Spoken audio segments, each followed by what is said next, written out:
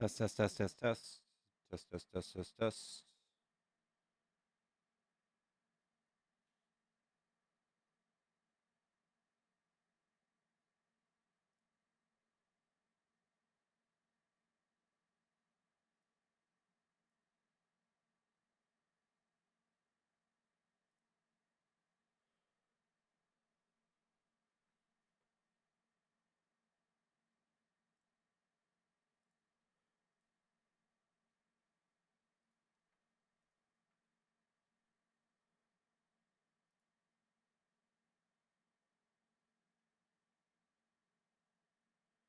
Hello, y'all. Hello, hello, hello.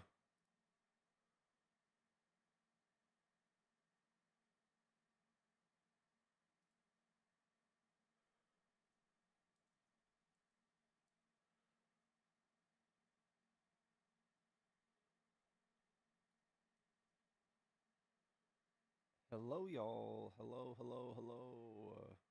Uh-oh.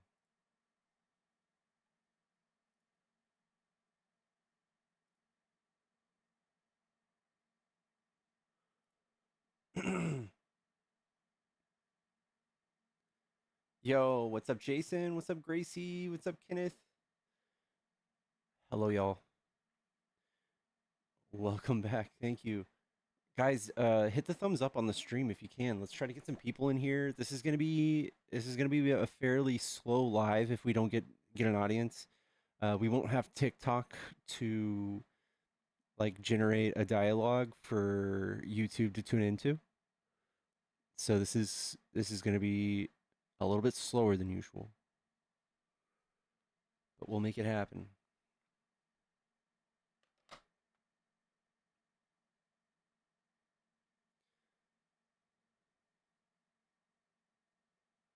Can I read chat? I can. It's hard, but I can. Switch over from chat? Twitch? What does that mean?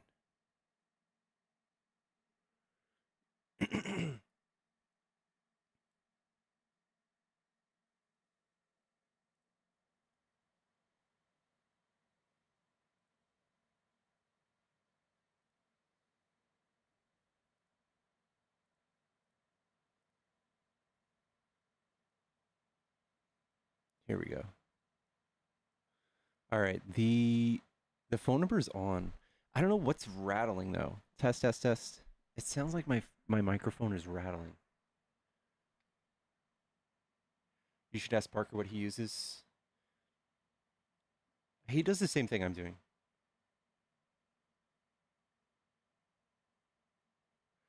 What's up, Gracie? What have I been up to? I have been playing. I have a little emulator thing in my. I have a little retro gaming console. I've been playing my retro gaming console and watching anime. That's about it. I have a new setup behind me. Let me see if I can show y'all. You can see this. This is my. I have a projector now and like a little laptop holder. It's pretty dope. A little projector. I have a projector screen, so I can watch stuff now. Trump's more popular than ever. Yikes. I'm turning on the phone number, by the way, guys. The phone number's on. If y'all want to debate, hop in the call the phone number. We can do a debate. I want to know what the fuck. Test, test, test. If I do this, test, test. Okay. The AC's off now. No more rattling in the mic. It's killing me. It's killing me.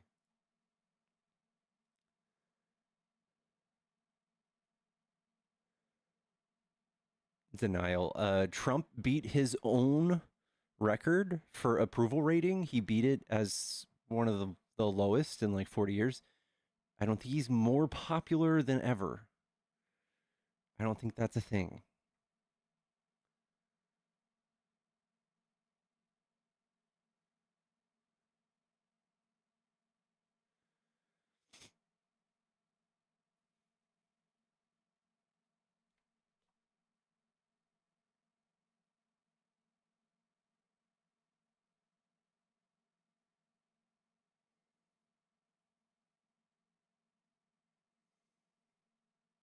He lays around watching anime and whining about Trump while his girlfriend works and spends time with her boyfriend.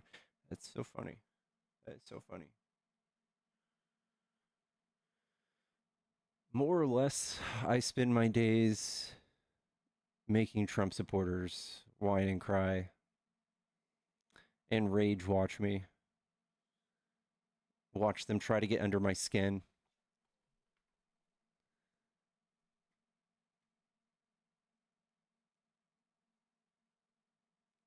What up, Flig? Yukawa, welcome, welcome. How many people we got in here? I can't even see how many viewers we got, but I'm sure it's a bajillion.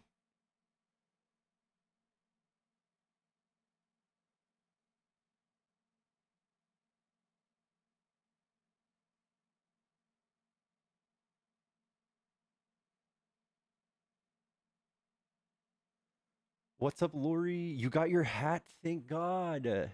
Thank God. Did you get one or two? Can I show charts and pictures? Yes. Let me see. Dude, that is my HD60S. Let me add that. Is it this? Yeah.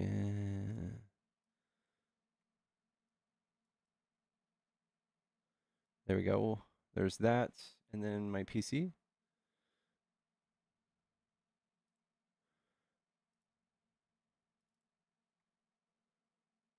Let's do this. That's my PC. Honestly, I should do this.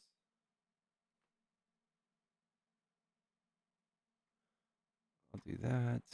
And then we'll do this. We'll do fact checking right there. Good stuff. Good stuff. Good work, chat. Good work. Good team. What did I get for dinner the other day?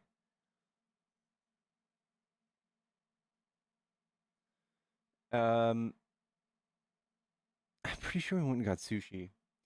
Give me what you got. How's Trump so evil compared to what we had at alternatives? What is so bad? Trump is blatantly corrupt, giving people pardons for $1 million plates at his charity events, pardoning people who openly did tax evasion and fraud, trying to suspend rules in the Constitution with executive orders, threatening judges, trying to pass laws that would make it to where we don't have to, that the Trump administration would not have to comply with federal judges and injunctions. So basically, he just wants to rule the country with executive order.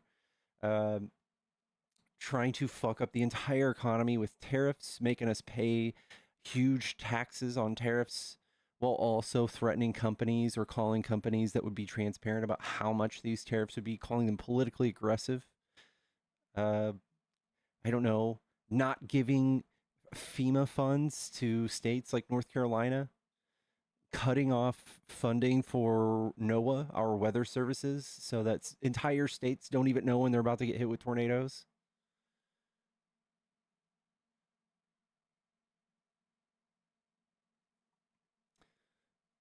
Hiring billionaires into his administration, hiring his children into his administration, getting $400 million jets from Qatar, the people who fund Hamas.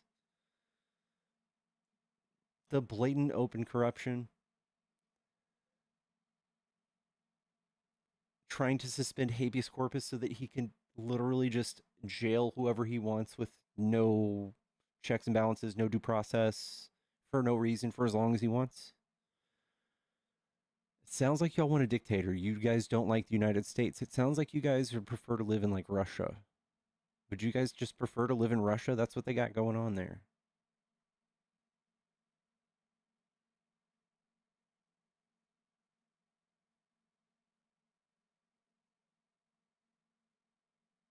All great. All great. Sending people to prison for the rest of their lives because they have tattoos in one of the world's worst prisons with no due process. Dictator authoritarianism. People people on the right are dying for an authoritarian. They're dying for it. They want him to run for a third term. They don't care about the Constitution. They don't care about the 14th Amendment. They don't care about the Fifth Amendment. They don't care about the First Amendment. Trump is impeding on Harvard's free speech. He's impeding on like multiple law firms' free speech. It's just completely thrashing our economy.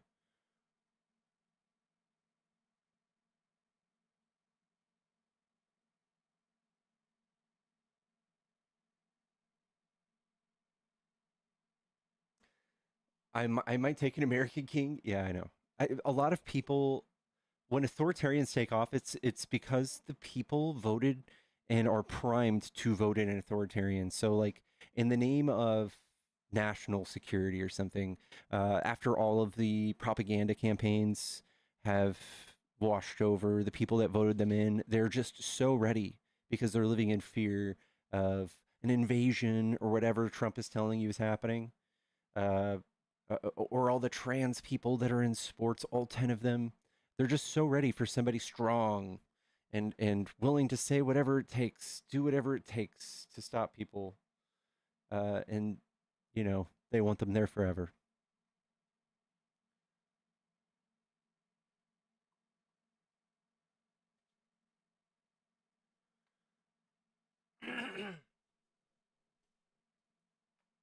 I lost my free speech 2020 through 2024. How did you do that?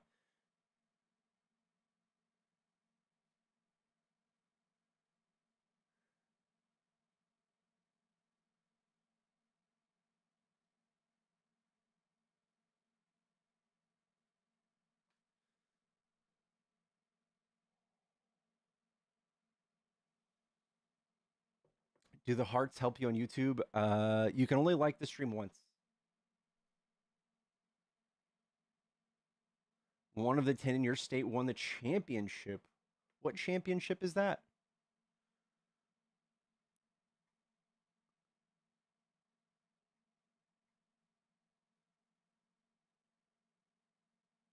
Yeah, typing in the chat is a way to engage since you can't just spam the hearts.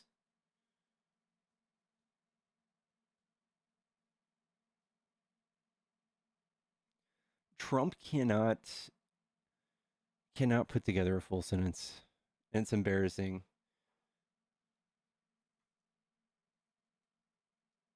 Track and field 600 meters. What state is that?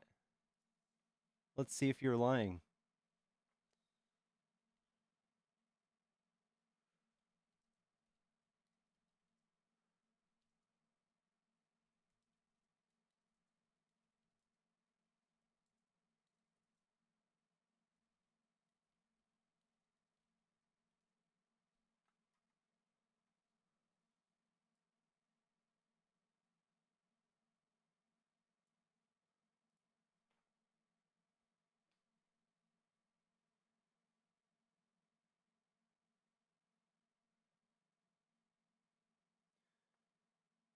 I don't see anybody. There's no trans athlete that has won a 1200 meter, 1600 meter East Valley.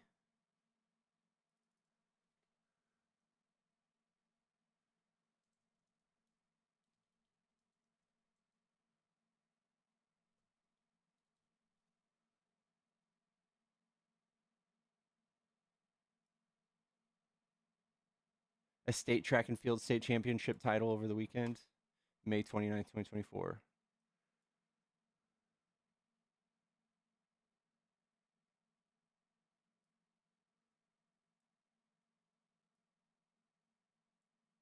Here's the other thing. After 2 or 3 years of HRT, your levels of athleticism are nearly the same as a cis person. While this person was probably too young to be on that many years of HRT, but I don't think anybody does transitioning in order to win sports. Would you do that to win a high school level state championship? these people are not handling this the way that it should be. I feel like this is also something you should handle with grace and with dignity. I think we should acknowledge that trans people are going through their own experience, and it's very harsh considering all of the silly people on the right. Here we go. Yellow, is this a Trump supporter? Hello. Hello? Is this a Trump supporter? Hello. Yes, this is him. What do you like about Trump? I love his butthole.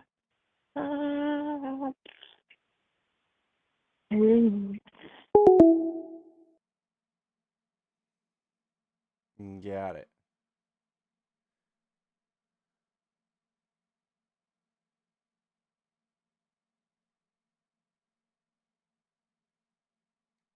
Yeah, there's literally there's nobody in the Olympics who have won a medal being trans. There's nobody. There's nobody just stomping all over anybody as a trans athlete. Besides that one instance where they just so happen to win a medal, if 1% of people are trans, we would expect 1% of maybe medals to be won by trans people.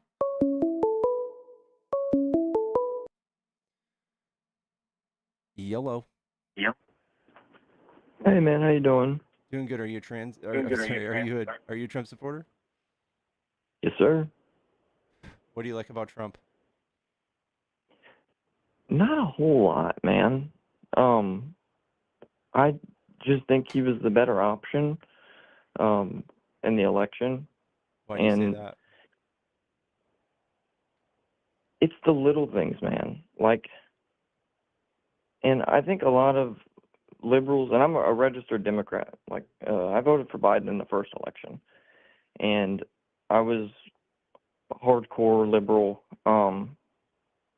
It was like little things over time that sort of changed my opinion. Like what? And so like I would see online like people would be like talking about the book banning stuff, like that the ALA is trying to do the 13 books that they want to take out of elementary school and middle school. So they don't mind it being in high school. So I think 2 of the books they want taken up from K through 12, 11 they want taken out of K through 8. And I would see people online at the time I agreed with it. Saying like, man, they hate education. They want to take books away from kids. This is what the Nazis did. And so I'm like, all right, well, I never even looked at these books. Like, I've never even looked into this issue. So I looked it up, the 13 books, and some of them, when I read it, and this is coming from the perspective of a father, I have a 7-year-old daughter.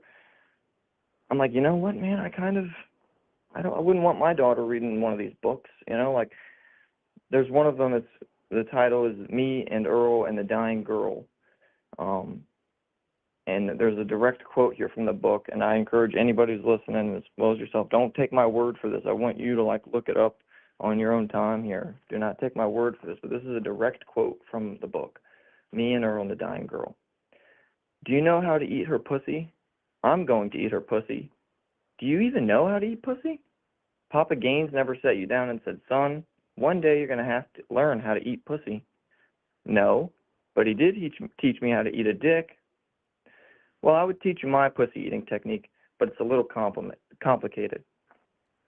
And so I'm reading that, and I'm like, yeah, I wouldn't want my daughter reading that.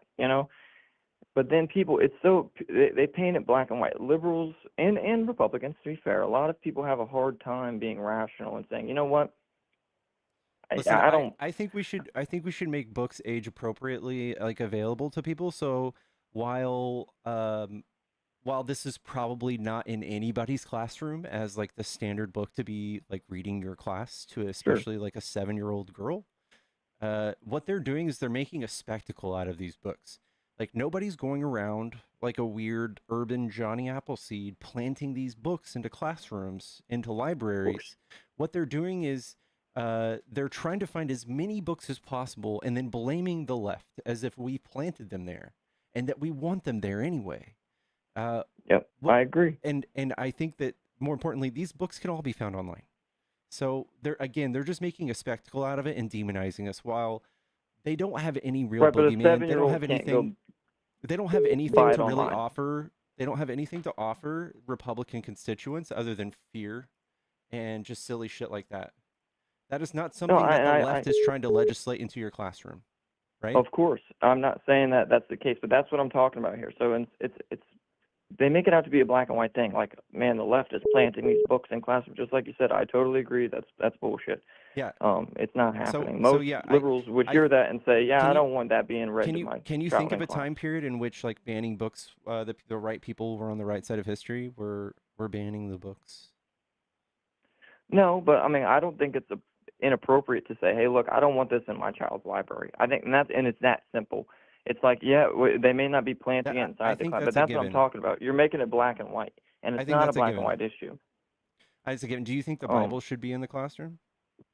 no, Okay, I agree. Well, yeah. that's what the right is actually trying to legislate into the classroom. And so, and I'll give you an example of how Republicans do this as well. They'll say, like, they're coming to take our guns. They're going to, and it's like, and I have friends who are hardcore conservatives. I'm more right-leaning centrist, and I didn't used to be, but I hear Republicans say, they're coming to take our guns, and they passed a law, I think, or they tried to. I'm not sure if the legislation passed or not, but it was to where you could only buy one gun a month, 12 guns a year. That's plenty. I mean, I don't know who needs more than 12 guns a year. And so I told my buddies who are hardcore conservatives, like, look, man, nobody's coming to take your guns. Like, Democrats, yeah, I'm sure there's some, like, radical, like, liberals who are like, man, we need to take all guns away. But that's, like, the minority.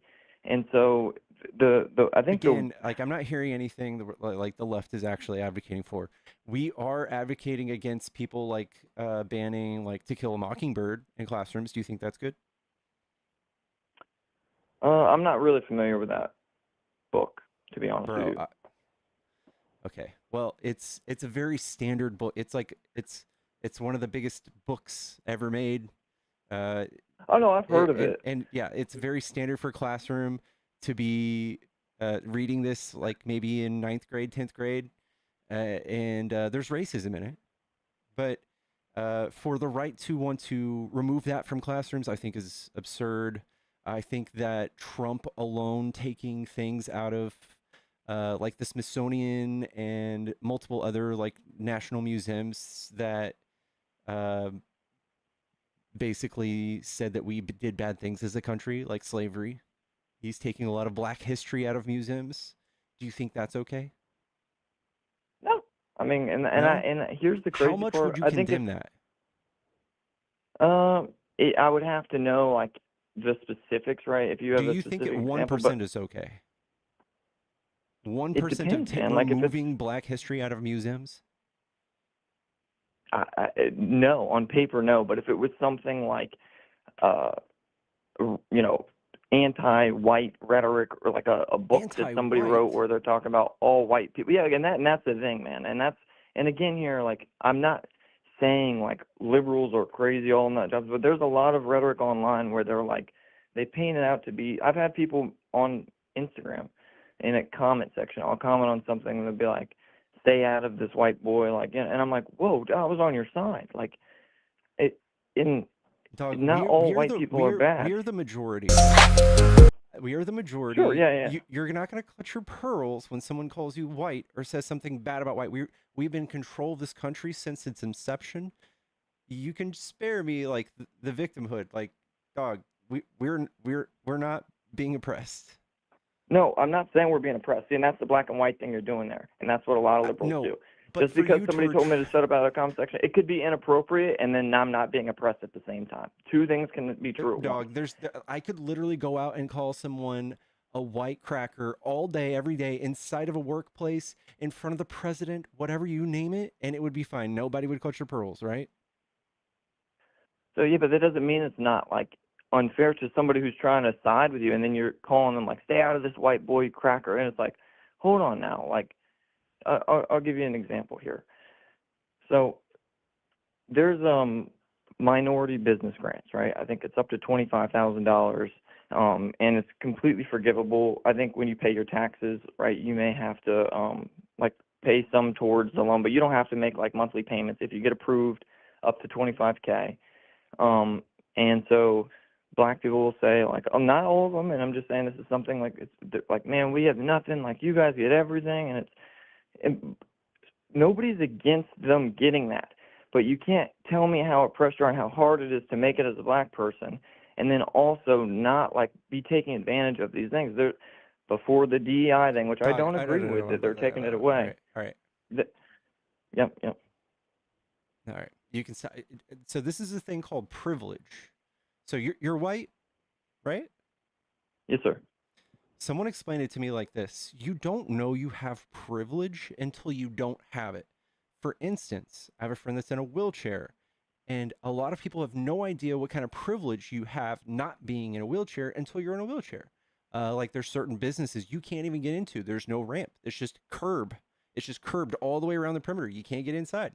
Maybe they don't have countertops you can reach. You can't wash your hands. There's no way you can use the restroom some places. Like those are called privileges, and you don't see them until those are gone.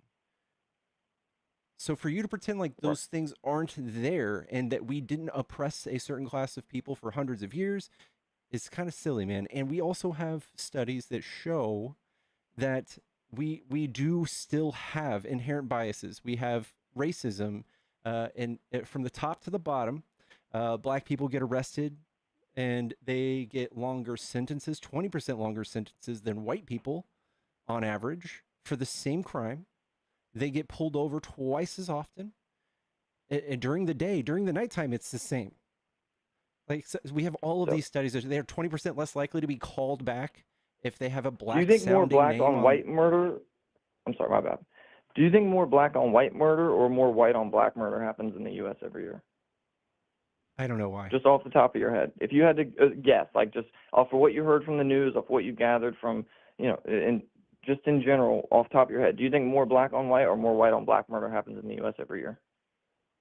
Mind you, there's more white people. No, if you just had to guess, I mean, I'm not. This isn't a gotcha here. Okay, I'm gonna guess more white people commit murder to black people. But do you think more white people do commit murders in general? But do you think there's more white on black murder or more black on white murder? I don't know. I don't know either way what kind of gotcha you would have. Like, what would that indicate? No, I'm saying I'm just asking you here. What do you think from what you've heard? I'm gonna guess that you're going to say more black on white. Right, well, it's not. But that's not just me saying that though. It's actually true. You can look it up on FBI crime. I don't care. What does that mean? So my point here is like you wouldn't guess that if you watch the news. They'll only report about or but it's very significant, man. Like if you gather like from just in the social climate in general, people think that like, oh man, white people are out here killing black people. And it's like, no, more black people kill white people every year. More black people kill cops every year than cops kill black people. Yeah, and here's the crazy thing. People, when you say something like that, this is the whole black and white thing. Well, who's responsible for most school shootings? Yeah, white people, 87%, and it's ridiculous. White parents need to do a better job. That doesn't change the fact, though, that more black people kill more white people every year. And then there's the black It's not a contest. That's not okay. I'm sorry, but black people have been systemically oppressed for hundreds of years. And yes, there's like generational trauma, there's more poverty, and where there's more poverty, there's more crime. So yes, the societies and the classes of people who are more likely to be impoverished are probably going to be committing more crime. But I'm not saying that that's not like true, but my point is like the reporting on it. 52 people were murdered in Chicago over Memorial Day weekend in 2022, right? One white Karen, some trailer trash white lady, shoots a black woman and kills her in a Walmart parking lot that same exact weekend. It's going to be on the Shade Room, CNN, Fox News. Nobody's talking about the 52 black on black murders that happened in Chicago. And instead of liberals being like, hey, those are both hot button issues. And your side is the most guilty of this. Your side is the most guilty, all right? You want me to prove why? Yes, sir. How many immigrants, how many illegal citizens do you think have committed murder in like the last year? I couldn't tell you. Do you think it's like 1,000, couple thousand? I would probably say, if I had to guess, like anywhere between 300 and 500. But nice. I have no idea. What if I told you it was 29 people?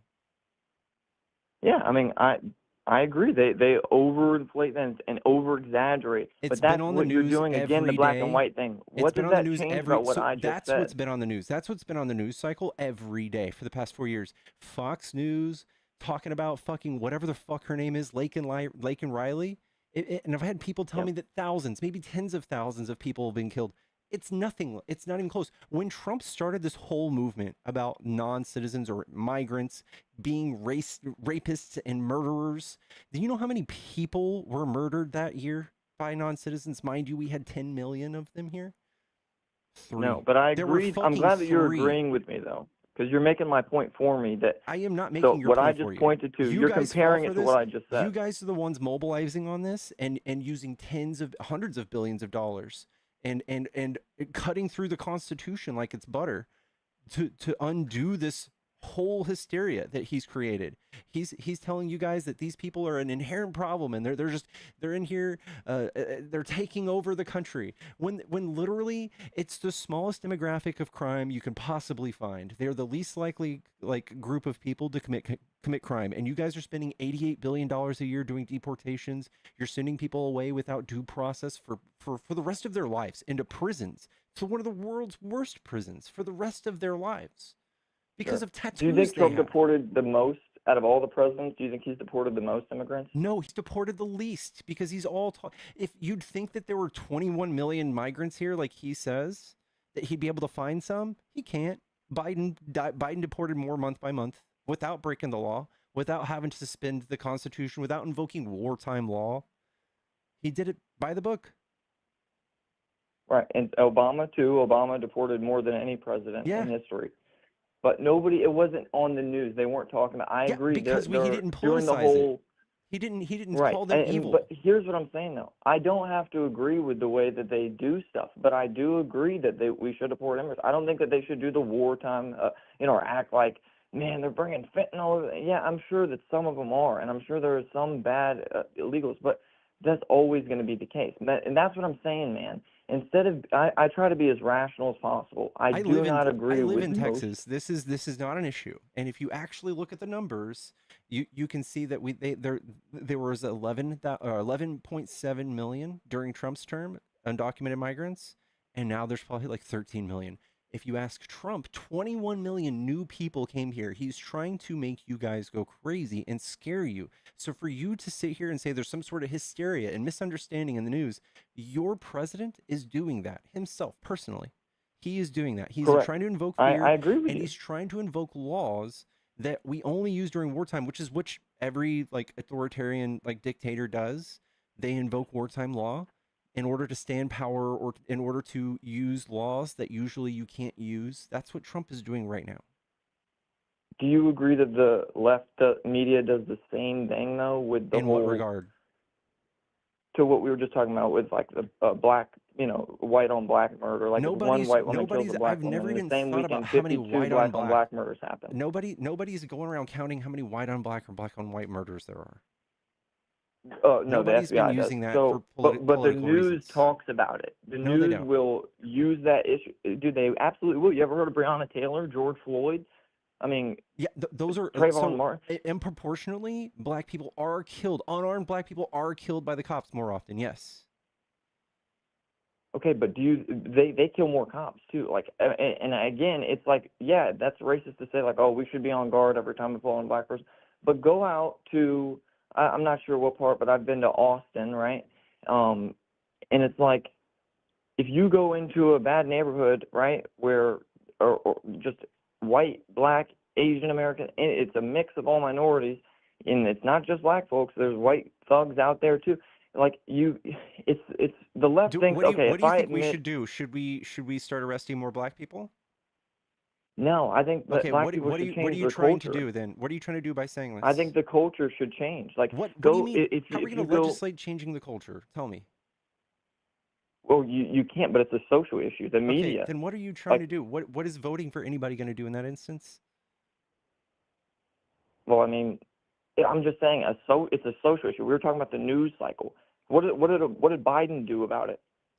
What is Biden any what was donated Kamala $16 billion campaigning on helping the to black community? he donated $16 billion to historically black colleges so that we could give these people a fair chance to get a great job and make a living rather than like resort to crime and poverty. How much did Harvard receive? How much did the white colleges receive? I don't know. Why do you think Harvard needs money? No, that's why Trump is taking it away. He took $100 million in funding, federal funding, away from them. He's trying to take away $2 billion in funding to scientific research. But I think he's already taken away $100 million. And these are people who are rich. I mean, not all of them. There is definitely some poor folks that are just geniuses and they make it into Harvard. But my point is, like, going back on what I was just saying, and this is, I'm not trying to be rude here, but this is like a classic liberal thing. Somebody will start to make a point, and then you say, well, what about this? What about, like, instead of just being like, hey, look, this is why I don't agree with you, or, hey, you're right. Like, I'm trying to be super I'm not going to rational say, here. hey, you're right on something that is not relevant. No. I'm just giving an example. You could either disagree or agree, but then instead liberals will say, well, what about this? Your side does it, and it's like, yeah, but now your side is your side. This is what your side does. Your side commits crimes, does things that are heinous, and before it comes out, you guys point to us and say, hey, you're doing it worse. So, like, when Trump gets in trouble with the law, when he's caught doing fraud or whatever 88 felonies we try to indict him on, he comes out and he says, look at the Biden family. We need to find dirt on Biden. None of you people know anything, any crime that Biden has done or that Hunter Biden has done, but you sure as fuck want to investigate them. You want to investigate them until we find something. What we have on Trump is but actually I'm not have doing crimes. that now. I'm talking about right now in this conversation. You're actively doing what you're saying. So you guys do it. The majority of Republicans do it. So I'm going to do it now. It's fair. Yes. And it's like, dude, it's really not. If I'm bringing up a topic, instead of just sitting with it for a moment and saying, hey, I disagree with it, or, hey, I see where you're coming from, but this is where I disagree. Or, you know what, okay, this is a debate. People, it's hard to be rational. It's hard. No, I know, but you keep changing the topic and kind of like gaslighting and saying like, okay, well, your side does this, and it's like they do gaslight, obstruct, project. That's the motto of the GOP. That's the leftist motto. I agree. So my point here is, you see what I just did there? You did. That's what you're doing to me. You're putting me in a box. I'm trying to be rational. Okay, so your grievances with the left is that we were kind of against people banning books, even though we weren't putting them in those classrooms in the first place, and that, what else was it? Just social issues in general. And okay, so social wedge issues. They have nothing to offer you besides these culture war issues. That's it. And then they're going to rob you blind. That's what the right does. So what they're doing now is they're forming a tax bill to give Trump more power, and they're going to be robbing you blind of your taxes, the middle class, the lower class, all four of the left side of the spectrum, of the poorest people in this country. Their tax burdens go up, and the rich friends that Trump has, their tax burden goes down. That's what this whole campaign was about, for you to be worried about migrants and trans people so that they can change the tax law, and so that Trump could skip going to prison and do this, and then openly do corruption. And so, listen, I don't agree with them doing like tax breaks for the rich, but and that's just one of the things. I don't have to agree with everything. Liberals have this thing where they're like, whatever my side says, I'm fully on board. I'm good no matter what. I think that's straw man. No matter what, I'm just on board no matter what. No, I'm sorry, but I'm sitting here making my point in stone. I'm writing my point down. I'm giving you exactly what my points are. Okay, so going back to what I was saying a minute ago about the whole black on white thing, right? These are social issues. And when I say this, I can guarantee you I already know what you're going to say. Like, but I'll digress here for a second. So I was talking about the minority grants, right? And this is kind of pertaining to the DEI, right? And this has been proven, right? If a smarter white student with a higher GPA applies for a scholarship, and a black student with a lower GPA applies for the same exact scholarship. Right. It applies for the same exact scholarship, right? That's no longer the law. They're 6 times more likely to receive the scholarship. Now pause for a second. Every time I've ever said that in an Instagram comment or in a debate with a friend of mine, but that's what we deserve. And it's like, yeah, I agree. But you can't tell me how oppressed you are when we're trying, or at least we're trying to get all these privileges. What is the point then if you're just still going to sit here and point fingers and say, oh man, we're oppressed, there's it's nuts. So we're giving GPA or scholarships to students with lower GPAs over the student who's more qualified and more deserving, just based on the color of their skin. Martin Luther King. You should judge a person based on their character, not on the color of their skin. Well, we're judging people based on the color of their skin. Yeah, but we've And been it's not. perpetuating things and prejudices that have been oppressing those classes for hundreds of years, and we need to make up for it. We have gone a few times around the Monopoly board, and they've had to sit still. That's why we need to make up for it. But why complain when we're trying? It's like, so stop complaining about it. You think it's right? Just don't complain about it. If you give reparations to everybody, they would. In the next week, there would be a new issue. Okay, you give them that, there'd be a new. It's never going to be enough. But there's nothing we could do to ever change. You guys, there is still systemic racism. So yeah, as long as there's systemic racism, you have every right to acknowledge it. You think you're just tired of hearing about it? Is that what you're saying? It's so prevalent, man. It's like all white people are looked at as like these demons who hate black people, and it's just not the case. Most Republicans do not. They're not. Most Republicans are not racist.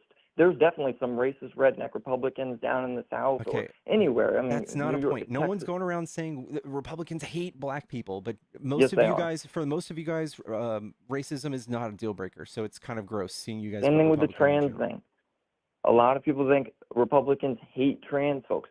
There's definitely some. There's definitely some. No, we just don't want it being shoved in our. It's like shoved in your face. Don't tell me I got to put pronouns in my bio or call somebody. I went to Starbucks one time. That's a social issue, right? At the drive-thru. Can you tell me? Absolutely. Can you tell me like where we've legislated that into law? He's taken stuff off of the website, the federal. Can you tell me where I think it was the Department of Education website. Yeah, saying like that they don't have to do that in schools with the pronoun stuff. No, can you tell me where the left made people use preferred pronouns in the law? Where have we done that? It doesn't have to be in the law. It's a social thing, man. This is what I'm talking about. Yes, it is. What? No, dude, okay. So look, do you think, and I have a thing here about when I went to Starbucks one time, right? I'm at the drive-thru. I'm going through the window, or to the place where you order the menu, and I'm talking to the thing, and I'm like, I say yes, ma'am, and yes, sir, because I was raised. Yes, ma'am. It's they. I'm like, oh, okay, my bad. I go up, get my coffee. 2 or 3 days later, I go back again, and, I'm ordering. Yes, ma'am. Sir, I'm sorry, we have the right to refuse service to anybody. This is the second time I've told you. You keep, and I'm like, ma'am, I can't see your face. She's like, see, you're doing it again. You just called me ma'am. I'm like, it's because your voice sounds like a girl's voice. So I don't, and again, what does the left legislate? How do they enforce that? They don't, but it's the media. It's a social issue. The left has this radical idea. Everybody has to accept my beliefs, and if you don't, nobody's doing that. Fuck you. Everybody has to accept your beliefs, and then if they don't, they fuck you. That's disingenuous. That is disingenuous. I'm trying to be rational, and I tell you all the stuff I don't agree with. You're talking about a culture war thing. Nothing is being legislated in this sense. This is what they're doing. They're gaslighting you so that they can write laws doing the opposite, right? So like, hey, the left is trying to make you believe in pronouns, and if you don't believe it, then F you. And then they're going, by the way, we're going to make kids read the Bible in schools. We're going to do it with the law. They didn't try to pass a bill, or Biden didn't sign a bill backing health care for trans people to where they can get sex operations on the government's dime? No. In December of 2024, he didn't sign a bill for that? Are you talking about in prison? Nope. Just in general. Trans health care bill. Let's read it.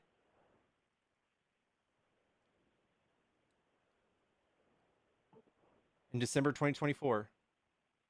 Yes, sir. Defense bill blocking healthcare for trans military children. I think Trump overturned it.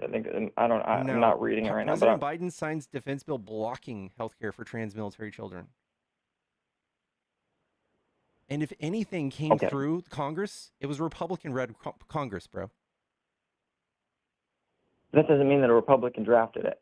So They would have had to vote for it. what about when Kamala was campaigning on doing trans surgeries or whatever it's called, gender reassignment surgeries for prisoners? Do you agree with that? Nobody was. Kamala never ever campaigned on that ever. Yes, And she did. There's a find she's me a literally quote. saying it in her speech. Sure, find me a quote. Find me the speech where she says that. She's never brought it up as a thing she wants to go around and do. What they did was they gaslit her and they said, are you for giving people in prison trans reassignment surgery? And she goes, I will follow the law. Because guess what? It was the law during Trump's administration too, his first time around. That's what they're not telling you. They're trying to make it to where she's this giant pro-trans person trying to give everybody gender reassignment surgery. And guess what? You're wrong on this last thing about Biden, and you're wrong about this thing too. Well, the Biden thing, I agree. I might have been wrong about that. I thought he was in support of it. I didn't know that he was against the trans surgeries for children. I'm glad that he actually was, because I agree that's appropriate. Okay, so now you don't hate Biden?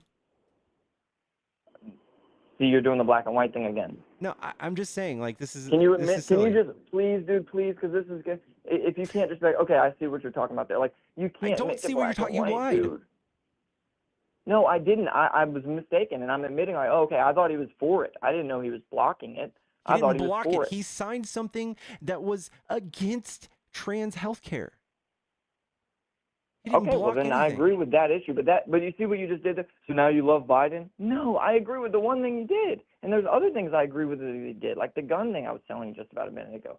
Just because I don't agree with everything somebody does doesn't mean I hate them. Just because I agree with a few things someone does doesn't mean I love them. All right. That's disingenuous. You keep doing it. I still want to see Hillary. I still want to see Kamala talking about advocating for trans people getting surgery in prison. I want to know when she mentioned this, because as far as I know, she never mentioned this. So it says during 2019 presidential campaign, when she was going for VP, Kamala Harris said that she supported policies ensuring transgender prisoners and detainees could obtain medically necessary care for gender transition, including surgical care. Okay. Can I see where she and the California said this? policy she helped to pass? Harris helped to work on a policy to ensure every transgender inmate had access to medical care they desired and needed. Now, mind you, that's a California thing. Oh, that's horrible. So a second ago it didn't happen, and then now it's you're being sarcastic. That's not saying that she's advocating for transgender reassignment. But a second ago it didn't happen. She didn't say as. Do you agree with that? Do you think that prisoners Yes. should have access to on the government's dime? Yes. Your tax dollars are going to go towards somebody who Those are stole state a taxes. car or robbed a bank. You're going to help pay for their gender reassignment surgery, and you No, think that's not fair, for dude? First of all, I do believe that it should be a thing, but for you to gaslight Kamala saying like this is the one big huge thing that she needs to happen. This happened like once Didn't say in that. the You're 4 gaslighting years. me. No, I said that's one of the things. I know this happened once in all 4 years that she was in office, that somebody got a transgender reassignment surgery that I've found once. Well, So for you to ago, it act like didn't this is a happen. huge thing. No, Remember, you I'm said it saying didn't what happen a didn't second ago. happen was that she went around advocating for this. And what you're saying is when she was fucking one she of her helped pass 3 a jobs bill. in California, that she helped pass a bill doing that is totally different. Okay. Well, I don't agree. I mean, I think You don't agree? in any capacity, helping pass the Do you bill think diabetic is people? Do you think diabetic people in prison should receive insulin? what the fuck? No, you're joking. You're I'm trolling. not joking. Tell You're me. joking. Do you believe No, they should? You are comparing that to gender reassignment surgery. No, I'm not. To be clear. You know what? Yeah, I am. You know what? Yeah, I am. Do you think that they should? Absolutely. Okay. That's totally different. That's something you cannot control. That's not an electoral surgery. You're electing to change your gender. Perfect. You don't choose to have diabetes. Got it. You don't choose to be trans either, dude. What? No, I didn't say you did, but we shouldn't be paying for it for an elective surgery, because it's elective. It's not something that you need. You don't need to change your gender on the government's dime. You could do it on your own. What is the common symptom of being transgender? Having gender dysphoria. What's the common symptom of having gender dysphoria? I would just say not feeling like yourself, like feeling like you're trapped in somebody else's body. I have a transgender sister. My sister is transgender. Okay. Okay, and what's the common thing trans people do when they're in distress? I don't know. Kill They themselves? Is that fucking what you're kill getting at? themselves. Yes. Yeah, of course, and that's awful. But I can't control somebody else's mental health. I'm not going to be okay with funding for. Do it on your own time. Do it on your I'm own sorry. What? dime. Do it on your own. Okay. Okay. How does that compare to diabetes, dude? I'm still lost on where this relates to gender diabetes. affirming care keeps you from unaliving yourself, just like diabetes medicine keeps you from dying. No, Okay, and dude. how's the difference? Yeah, Tell me the difference. because you can pay for that on your own, dude. Okay, what's the actual difference between being able to pay for it?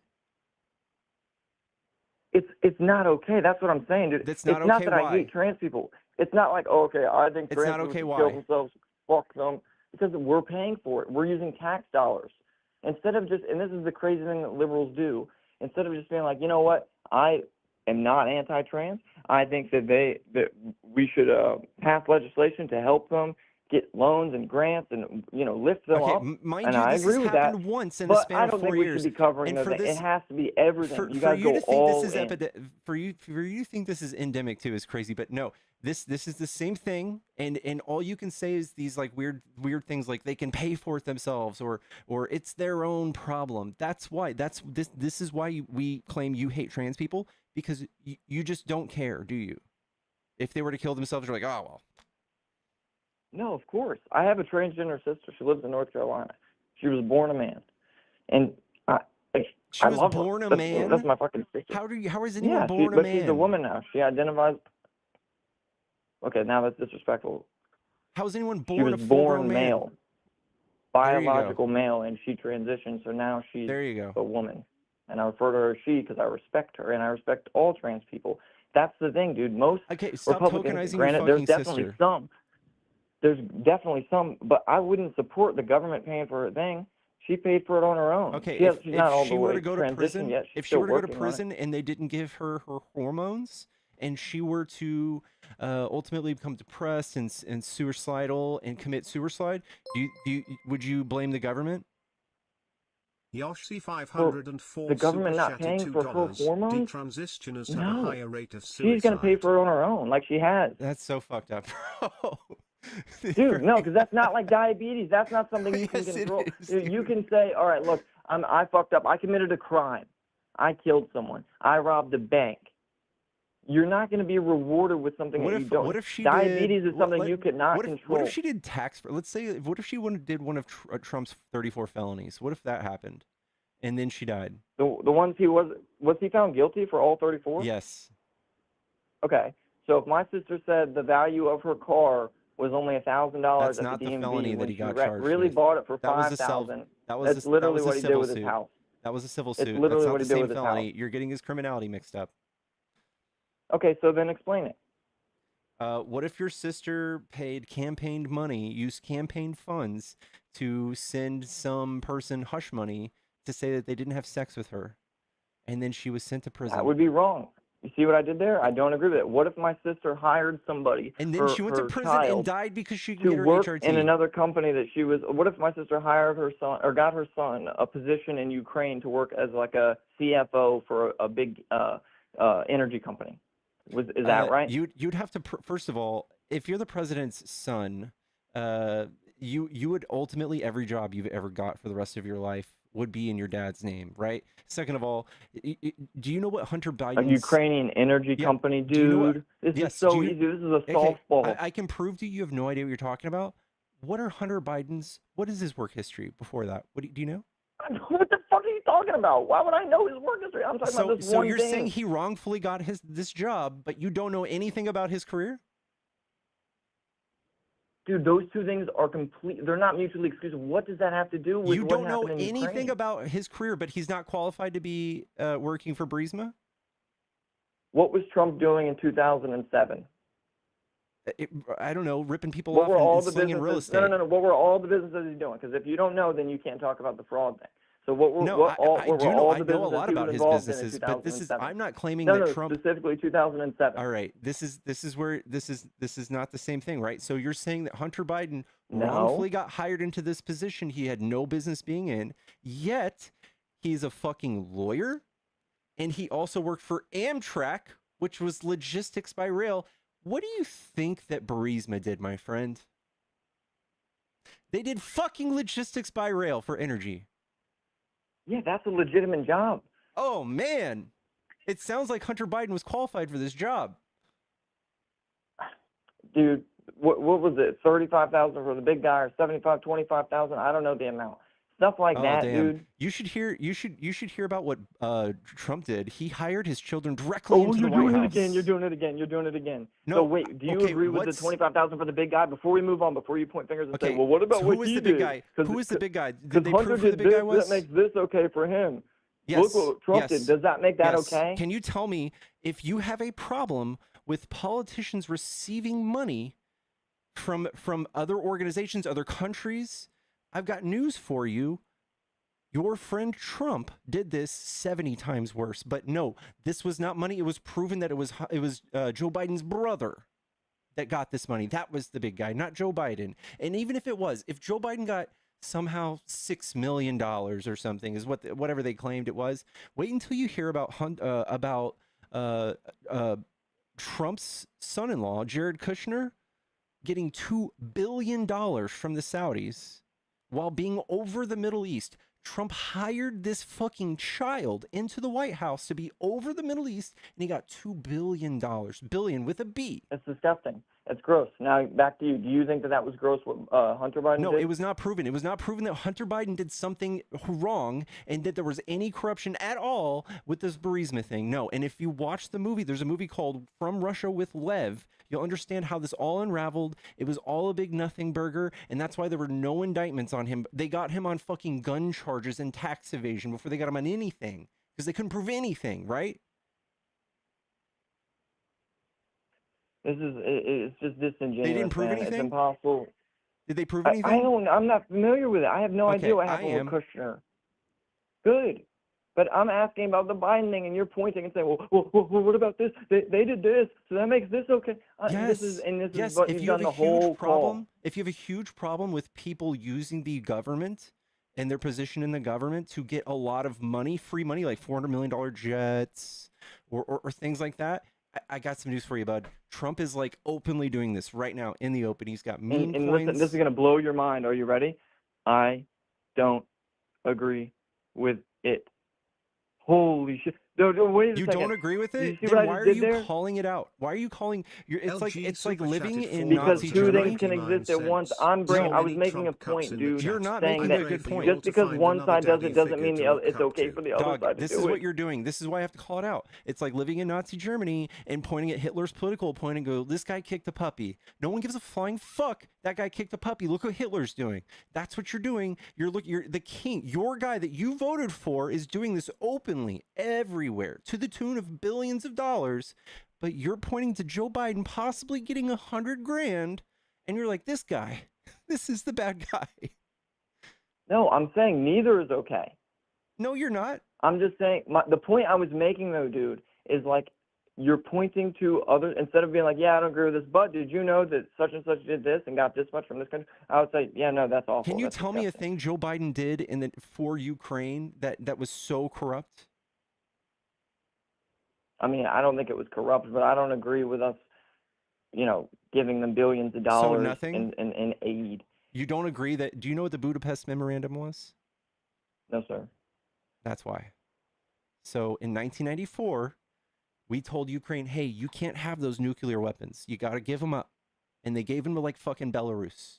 Ukraine, Belarus, Azerbaijan, Russia signed this agreement. Kazakhstan, they said, hey, as long as you give up your nukes, we got your back. If somebody threatens you and your sovereignty, we got your back. Militarily or in support, we got you. If somebody threatens you with nukes, we got you. Guess what? Russia invades. Now we have to make good on our deal. We have to send them aid. Marco Rubio I'm not saying we shouldn't have helped them at all. I'm just saying it was a little overboard, and what percent of our military budget did we give them, bro? What percent of our military budget did we give them? Do you know? I'm sure not even 1. But that doesn't make it any less fucking crazy. Yes, it does. So you agree with us funding this Yes. war with Ukraine and Palestine? You're okay with Palestinian children being killed in the streets in Gaza? No. Trump is the one funding that. Trump is the one totally cool with that and taking money from Hamas. Hold on, Biden didn't fund that? We funded that too, yes. But Trump Okay, do you was agree with that? Biden was trying to make sure the Palestinians were getting humanitarian aid. Trump doesn't give a flying fuck about that. They haven't dropped leaflets. They haven't been. Whole They haven't been leaflets? trying to. They haven't been trying to get people out of there into Egypt in the last Yeah, several months. I'm sure. Do you think Egypt's taking them? I don't know. I'm saying, are we trying? No. Oh, should we bring them No. to America? Can we at least give them food, water? We do. No. Or Israel, through Israel. No, Israel's blocking it all, and Trump doesn't give a flying fuck. I agree that he doesn't care. I don't think he's Okay. a perfect person in any capacity. I'm not a huge Trump fan, but I think when someone on Russia on the world stage, like Russia, just completely tries to push into a sovereign country and take them over, then we should stop it. I think we should at least give them our old shit, stuff that's been lying around since the 1980s. We can give them our old shit and say, hey, defend yourself. We should teach Russia a lesson. Like, don't do that. If you do this, you're gonna get fucked. No, I agree. Trump doesn't give a fuck. I'm all with giving them our old shit. I just don't think that it's fucking safe in the long term to be at war in this proxy war with Russia. And I would rather just give them $1 billion versus however many billions. And even then, that's a lot of money, dude. But it's like, oh my god, dude, we're gonna be responsible for another country's your daughter, your daughter's children are gonna be fighting this war with Russia now that they were not stifled when we had the chance. Okay, this is a little off topic here. I know I want to let other people call in and stuff too, but just in closing here, and obviously if you want to ask me anything else too, I would love to answer. Is there anything, just out of curiosity, from the right that you agree with? Even if it's something very minuscule. The right has very little to offer anybody, but the few things that he did like an animal cruelty act in his first administration. There's like 200 plus bills passed each year, unless Congress is controlled by Republicans. But there's like one or two things, yeah, that like a clock can be right twice a day. But no, he doesn't usually make decisions in the best interest of the majority of people. He usually does things like cut taxes for billionaires, skirt tax burdens to people like you and me, and then tell you it's great and you cheer it on.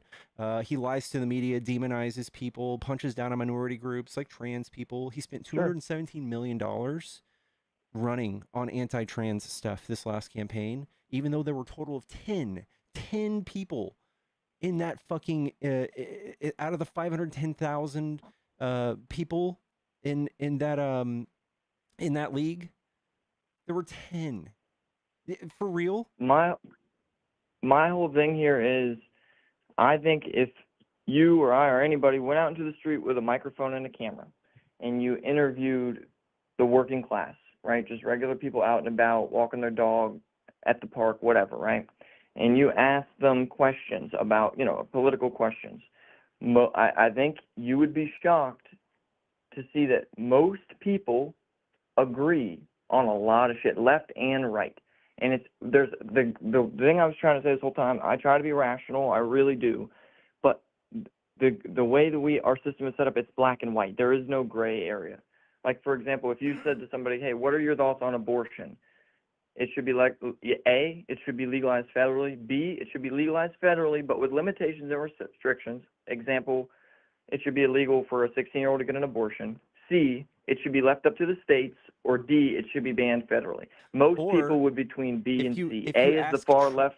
Here's the thing. Trump is the one who has divided us, okay? For you to go around and be like, oh God, we could sing Kumbaya, why can't we just get along? It's because of things like this. Because Trump says, hey, abortions, people are having abortions 2 weeks after birth.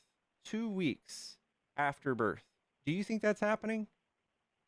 Is that even coherent? I mean, no, I would agree most abortions are. I'm sure there might be some late term. For you to not immediately go, hey, that's not fucking real because after birth there is no abortion? And that's just called infanticide? Well, no, nobody's doing that. I'm saying like late term. Okay. I think that All there's right. not All a right. lot. I think But that's a Trump is very, very saying slim this minority. exact quote 2 weeks after birth. And then the left goes, yeah, that's a fucking lie. You guys are dumb. Okay. And then the right goes, oh my God, the left is demons. You guys are demons. That's why there's no middle. It's like, listen, uh, I love abortions 2 weeks after birth. And you know what? The right's just a little, they need to chill out. Like, there's no middle ground there, bro. And if you just look No, at, I agree on that specific thing. But okay, if they were to say, hey, look, because it's like this. This is what it seems like on paper, anyways. We either ban it or we allow it. Versus saying, hey, there's a gray area here. How about we allow people to get up to 2 abortions with stipulations? If you get raped or something, of course you should have access to listen, no, a I free think abortion. we should shut our fucking mouths and let women take care of their own fucking decisions and trust women. How about that? I think we should do that. What about the book thing? So should books containing sexually explicit content be banned from I schools? think Don't that we say, should have no, I age didn't put them appropriate there. We didn't books. put them there. I'm I not think saying you did, but I do think you we think should have they should be age taken out? appropriate books in classrooms, but for this to be fused as a tool to fearmonger, saying that we're pushing this gay LGBTQ thing on kids is dumb. First of all, I think there should be equal representation of people in children's books. I think that we could introduce these things to children at age appropriate times. So, like, if you're 3 years old or 4 years old, if you're in kindergarten and you're reading books about a mommy and a daddy, you could also read a book about a daddy and a daddy or a mommy and a mommy. Of I think course, that's but totally that fine. would be on your own. If your parent chooses to go buy for you, if you stumble across that in the library at No, school, for you to think we should separate that, that's what perpetuates the bigotry that you see on the right, and that's what they don't want. They want this bigotry. They want your knee-jerk reaction to this. But I think it causes way less harm in society if we introduce these ideas early and that there's no bias later on. I think it's totally okay, fine, and so you cannot substantiate a reason why that's not okay. And here's another reason why Trump is divisive, okay? Here's his Memorial Day post. It's in all caps. He falsely lies and says 21 million people illegally entered the country over the last 4 years. And then he's calling them rapists and murderers and that they're gang members and all this other shit. Meanwhile, the data doesn't say any of this. He wants you to be scared. He wants you to be like, fear yes, that's mongering. my Trump. That's my man. And none of No, this is true. and I agree. And it drives me nuts that most conservatives are like that. I won't even say most are rational. I think some are. I think some liberals are. But the left does it too. And again, I'm kind of doing what I just accused you of doing a minute ago here when I say this. But to be clear, I agree. That's fear mongering. It's horseshit, and I don't agree with it personally. But stuff like on the climate change thing, if like I said, the camera, microphone, you go out, you interview people, and you ask them, hey, what are your thoughts on climate change? Most people would agree, hey, we need to fucking take care of our Earth. We need to fucking focus on stuff here. But they'll perpetuate this thing like, oh, Republicans, they fucking hate the Earth. They don't give a shit about it. And yes, some of them sure do, but most Republicans care about climate change. Can I ask you it's something? the same thing with the LGBT. Does Trump believe in climate change? I'm honestly not completely familiar. I know that they passed something with the oil. They put he doesn't believe in climate change. I think most Republicans do. No, a lot of Republicans are lobbied to deny climate change, and you hear them say wild shit like that windmills cause cancer. That's an actual quote. That they're killing whales. That's an actual quote. I believe that they've said that. You think that windmills cause cancer? No, I believe that they've said that. Okay. Do you think there's a reason they're saying this? Fear mongering, like you just said with the whole Why would they fear monger? immigrant thing? Why would they do that? To get radical people to back them.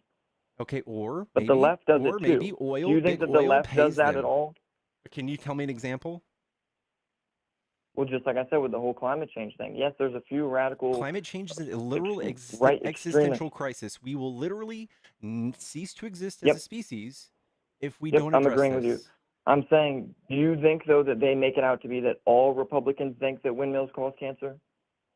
If you're standing by... Do you think most Republicans agree with that? If you stand by and don't call it out, you're enabling it. Yes, you're a bad person. I agree, but do you think most Republicans, if you went up to them and asked them, say, hey, do you think windmills cause cancer? They would say yes or no. Most. There's definitely going to be some fucking crazy QAnon I would weirdos say, who okay, say yes. of course, nobody believes that windmills cause cancer besides some fringe weirdos. But you're going to tell me that being out on a sidewalk with a microphone is different from this? I'm going to say bullshit. I do this all day. I've interviewed thousands of people, and I get tons of people that think that climate change, man made climate change, is not real. Even though we have 80,000 studies that we've pulled together that all have a consensus that man made climate change is an existential crisis that we need to address now. and and Trump's whole slogan is drill baby drill. He's reversing our recent Yeah. our recent things that we're addressing, like alternative energy and investing in all that types of stuff, and investing in wind and solar and hydro, all these other things, EVs. Up until recently, you guys thought electric vehicles were a fucking joke. You thought only pansy liberals drove EVs. Now they're the coolest thing ever because Elon Musk backed Trump. But now liberals hate EVs. No, we don't hate EVs. We hate Elon Musk. Right. And I don't agree with most of what Elon does. But I've watched those Doge meetings where they'll invite a reporter in. Unfortunately, it's usually some fuck from Fox News. But they'll invite somebody in and say, hey, look, everybody go around the table and say what you've done in the last 30 days. And they'll say, oh, we stopped, 1.4 million from going to an alpaca farm in Indonesia. And, we broke it down. We investigated. 400,000 was going towards the alpacas. The other 1 million was being split between these executives who are running the whole operation. And so now we just saved 1.4 million from going to Indonesia for alpaca farms. I don't have to like everything. The total amount of money that Doge has saved us is $16 billion. And they turn around and lie to you and say it's $150 billion. You should not trust a single fucking thing they say at all, actually. At all. It's very sad people believe it. Billion. I'm sorry? Even if they only saved $1 billion, I think that's, no, it's dumb. Do you know how much money we spend each year as a government? Trillions. Like 4.9 trillion was last year. 1 billion is 0.001%. And if we cut 9 billion out of the budget that now 3 million people will die because of, I think it's fucking dumb. It's irresponsible. You should be put in prison for the rest of your life. You should be tortured at the same time. That's what Elon did. Well, I don't think it's wrong to fucking cut costs, even though they're exaggerating. I don't agree with that. I think that's wrong. But what I'm trying to tell you here, man, is just because something I agree with something they do doesn't mean I am like all in. Like, yeah, man, I love everything they're doing. I don't care that they're over exaggerating. I believe that it's 100 and whatever. How do you believe them after they over exaggerate and they lie day after day after day? Why do you even believe them? How do you even do you just look at their motives, bro? Why would they lie to you? Maybe they're just cutting federal branches that are holding Elon accountable for something. Like Elon was being investigated by USAID for his use of Starlink in the Ukraine-Russia war. That's why he cut USAID. He didn't even, it took, you think you can investigate a whole branch of government in 2 weeks and cut them? And then cut them so sloppily that you're like, oh yeah, the classified documents, we'll figure out what to do with that later. Like, you really think they did this right? Like, you please really burn all these. 16 billion isn't significant, man? No.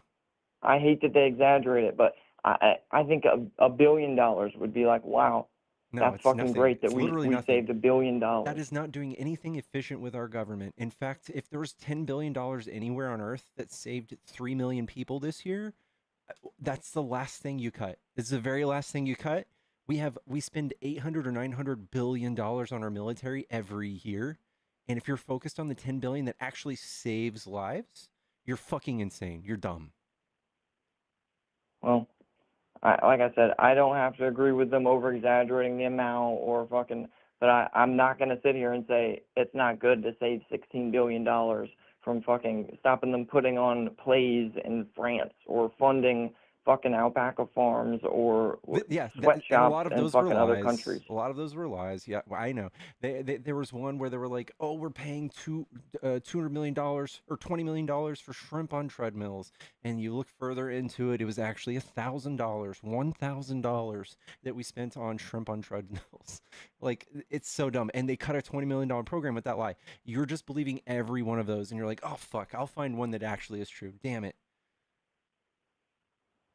Well, I appreciate you for having me on. Like I said, I'm trying to be rational here. I'm telling you, like, most Republicans aren't hardcore all in, hey, I agree with everything. And I think most leftists aren't all in hardcore, hey, I agree with everything. Is there anything, just out of curiosity, and I'll let you go after this, that you don't agree with the left by chance?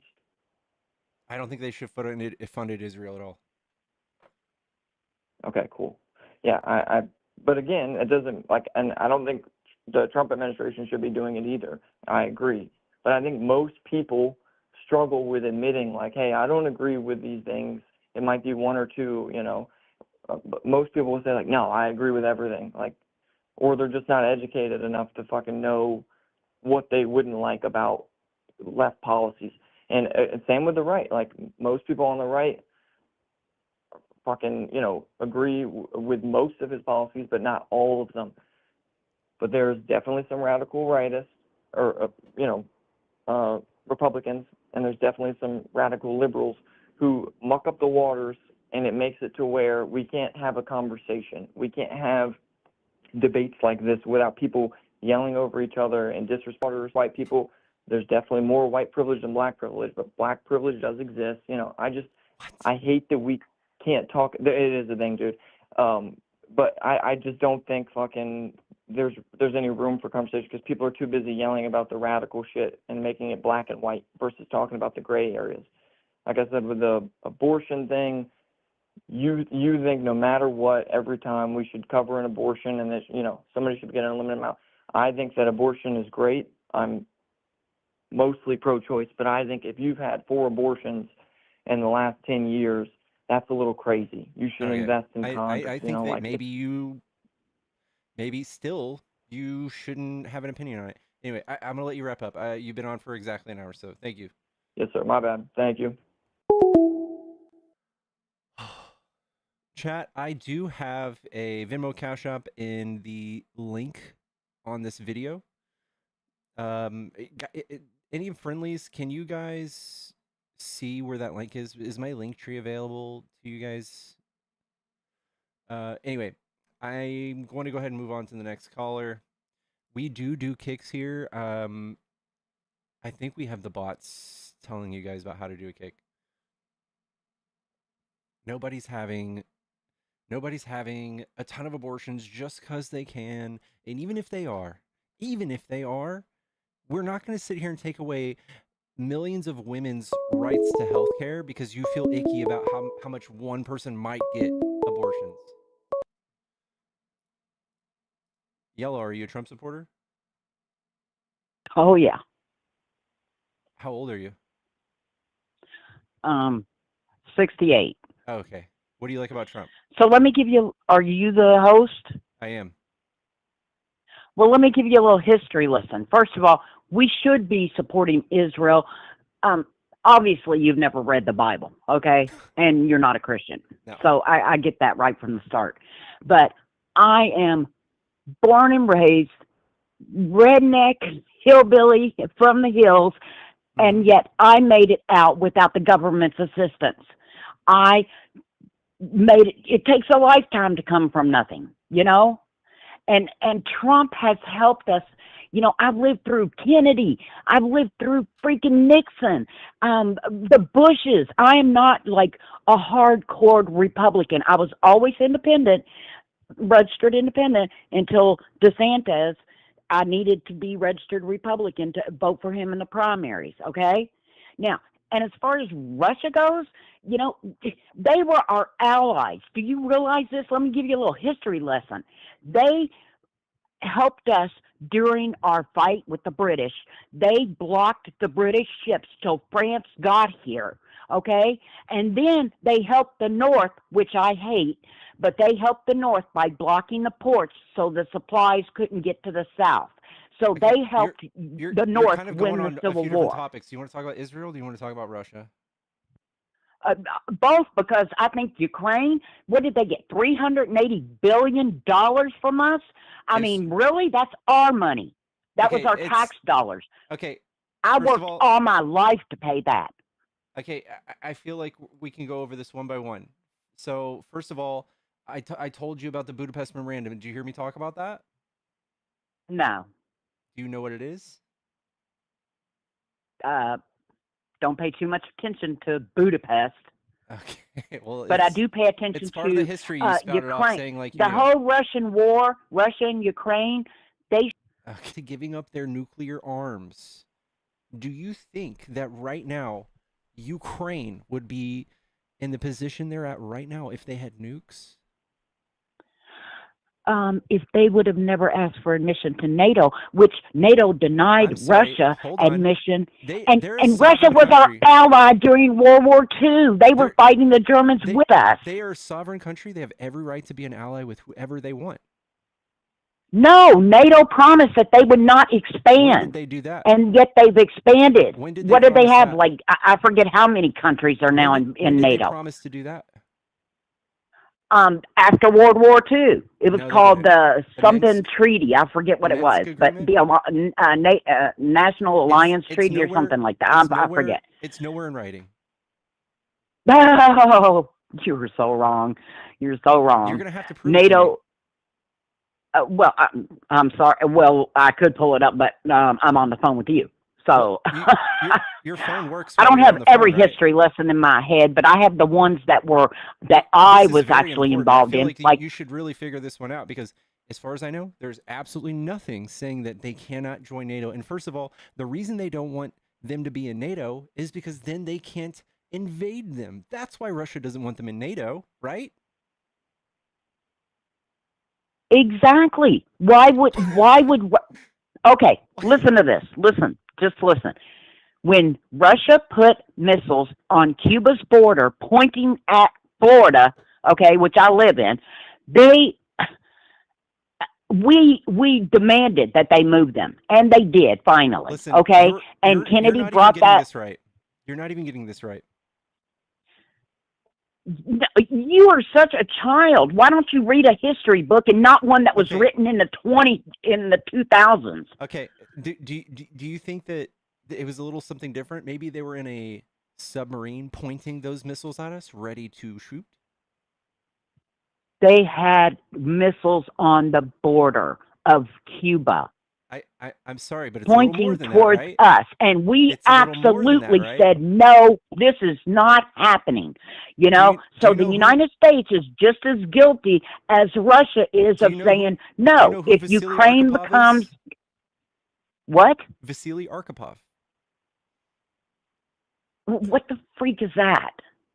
You need to learn your history, man. And why would you think that Trump sucks? I mean, did you see the job report come out? You know how Biden said, oh, we brought so many jobs back. No, it was because COVID ended and people went back to their jobs. Okay? Now that COVID has been over for a couple of years, now the job report just came out like a month or two ago, you know, whenever it was, and they said that we are like, it's way better than it's ever been. Okay. More people have more jobs. Just because you kids don't have jobs and you're all on the internet, you know, making your money. I'm very flattered. I'm 36. Listen. Well, that's young for me. Well, okay. Right. You're still, by 36, I was still out there doing drugs and partying and working my ass off and raising kids with when my husband was murdered in California by a black man. So don't, and no, and you know what? I don't have anything against black people at all. My best friend is black. So, you know, me and her argue all the time. Tokenizing black people. Okay. Here's a few things. So let's don't even go there, because let's go ahead and talk about the things that actually create jobs. So Biden did this thing called the infrastructure bill. Up to date, there's at least 60,000 projects that have started that have created jobs. What happens when you do an infrastructure bill where we build bridges and waterways and all these things? It creates jobs. Biden did create jobs. He Where also did are this thing. they? Where are they? They're out there Where are the they're being worked. infrastructures? What do you mean, where are they? Yeah. Well, Trump is actually, you know what? When he put those tariffs in place, I was so happy because the rest of the world has been just like, the rest of the world has been like ripping America off forever. We support almost everybody. We send aid. I mean, look, when we tried to send aid to freaking, did you ever watch Black Hawk Down? You know? I mean, they literally, we send them aid and then the warlords take over the aid and then they won't give it to the people. I mean, I don't understand why you don't like Trump. Either this is a ploy to get people mad, because I really cannot believe that you think that any of Biden or Kamala's policies were good. They were all fantastic. Can you name one? Can you name one of their They were too busy stealing. Hold on, ma'am. From the American public. So why is everybody in Congress millionaires when they only make $440,000 a year? Excuse me, you admit that you don't know any of their policies. I listened to Kamala and all I heard her do was laugh and giggle and say stupid stuff. Okay. Ma'am, you know, I listened to Biden fumble his way through speeches and embarrass the United States. Everybody was laughing at us.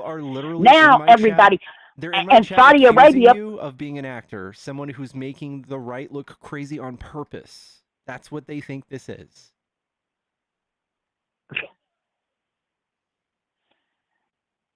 You're so out of touch. You know what? I guess, you know, society does change, because I was out there, you know, protesting against the Vietnam War because my boyfriend got killed over there. So, yeah, I protested against it. But I didn't wear a mask over my face, you know, and I didn't hide myself from anybody. What? Tell the Proud Boys in the Patriot Front to take their masks off then. You know what? We've already disavowed them. And Trump has done it too. Pete Hegseth was he has on disavowed TV yesterday wearing one of their flags. Jim Crow, the KKK. He said he didn't want them supporting him. Okay. So I mean, you're telling straight up lies about Biden and you don't know Trump. Anything they did in office? You don't know any of the legislation they passed yet? They didn't do nothing but kill us. They passed, you know, people lost jobs because they had to take those COVID shots, which I never took a damn one because I knew it would kill me. Not true either. But yet I lost 5 siblings after they took all the boosters and everything, because they were in Kentucky still watching the news and believing everything they said. That's the problem. Y'all watch the news too much. You're screaming. Can you please help me by taking it down a notch? And also, let's not talk about that stuff, because YouTube will ban me for that. What? Why? So see, I mean, so YouTube, because they're a private corporation, they don't have to abide by freedom of speech, right? Is that what we're saying? What you're talking about, freedom of speech, is not something a private platform has to give you. That means freedom from the federal government to say anything you want. That's what I'm saying. So YouTube, as a private corporation, you don't get freedom of speech, but yet you hate Elon, even though he gives freedom of speech on X. Not that I'm not on any social media, okay, because it's ridiculous. But I do listen to YouTube, and I just happen to run across your channel, and you are making my blood pressure rise because you don't know the facts and you don't know history. And you can't name a single policy passed by Biden or Kamala, yet they've passed the most in any administration in decades. Oh yeah, but like the guy was saying with the books. I mean, yeah, let's teach kindergartners how to do whatever boys do to whatever they do with boys. Policy. Oh, that was just Kamala pushing that agenda. No, right. That wasn't. That's right. Biden didn't know what was going on because he wasn't running the country. Obama probably was. We don't know who was running the country for the past 4 years. It sure wasn't Biden. 15 million jobs. You are so retarded. You can't say that word, ma'am. It's a slur. Oh my, oh, I'll say whatever I want. Go ahead, hang up. I mean, that's ridiculous. You know, I have a cousin, or I had one, but she's dead now, but she was, whatever the word is that you all don't want to hear, you know, Mentally, because the cord got wrapped around her neck. So she was like a 2-year-old her whole life. You know, so yeah, and we called it what it was back then. I guess times are changing, you know, but yeah, we can't say the N word, we can't say the R slur, we can't say the F slur. There's a lot of slurs we don't say because it hurts society and people break down and it oh, it perpetuates hurts hate. their feelings. Well, life's tough. Get a helmet. No, we just don't like seeing hate crimes and stuff like that you guys do. Oh, hate crimes. No, we actually like people and we want everybody to get along, which, you know what? Back in 2000s, we were all getting along fine. And I come from a military family. My great-grandfather, World War II. My father, Korea. My husband, Desert Storm, Kuwait, Afghanistan. So, so don't Okay, your even proximity to get me veterans started on the doesn't make you a good military. person. You know what? You wouldn't even have the rights you have now if it wasn't for the real men in this world that went out and fought for their country. You wouldn't have the right. You know what? You know what's running this country is technology and people like you who Hey, just want to let's go. incite people Let's like go. me. You know. Yeah. But So thank God that we went to Vietnam and did whatever the fuck it was we did there, and thank God we went to the Middle East and did well, whatever I the fuck bet it was we did there. Thank God I I bet have my rights saved from those poor people in Vietnam in the Middle East. Thank God. well, I think that the North Korean people would have something to say about that because the South Korean people South Vietnam, they have a good life, you know. And even though we bombed the shit out of Japan, Japan is way better than that we are. Like as far as like technology and you know I'm glad you know everything, that. I'm they've glad just you got acknowledge everything. that. Well, I mean, and I don't agree with how, you know, when people say, oh, it's a genocide going on in Gaza. No, it's not. It's called war, and people You're die all over in the war. place. It's not war. They're just Well, carpet bombing because you had cities. so many different topics on there. I mean, what? It just says Trump sucks. Trump is the best thing that ever happened to this country. His tariffs are absolutely awesome, and we are going to be on top of the his tariffs world. got We're going paused, to right? be number one. What? You know his tariffs were struck down in court. Like an appeals court. No, they were. No. It was struck down in court, and now they backed off, and they're reevaluating, The which appeals court is means that they're reevaluating it, yeah. going back in place So do you because they know they what can't do you think win. the tariffs are going to do for us? Well, they're going to bring. They've already brought other companies here, like Apple. Freaking left China. There have been like major corporations that have left China because of the tariffs, and they're already building factories here. What? First of all, Apple's going to India. They're not coming here. Well, I don't care if they come here. Other corporations are.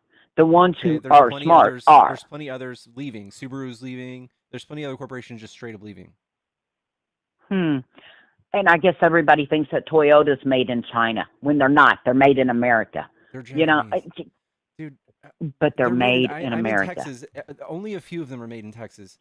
I got 2 sons in Texas, and they see the illegals that they watched it happen. All the illegals crossing the border, and they were calling me, going, "Mom, Mom, Mom," and I'm just like, "Sorry, you should have never left Florida," you know.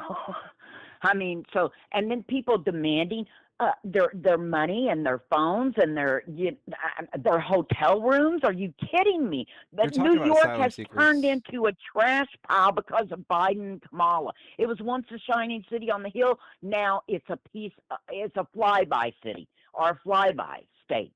Nobody wants to go there. They're one of the biggest economic temples of the country. and that's why the CIA bombed the freaking Twin Towers, because they lost billions of dollars, and it's awful funny they hit the. All right, we're not doing that, guys. I changed the levels of my microphone and hers. Did it sound better towards the end? Yeah, I cannot have a conversation with her. She's yelling.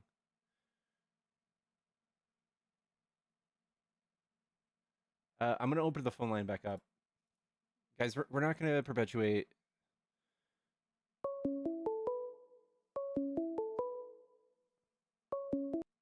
Conspiracies. Yellow, is this a Trump supporter? Yeah, I would say this is a Trump supporter. Yeah. Okay, what do you like about Trump? Well, I think there's a few things I like about Trump. I like the enforcement of the law perspective from this current administration. Enforcement of the law? Yes, enforcement of the law. Yeah. The felon. I don't think. Say again. The felon? He's a felon.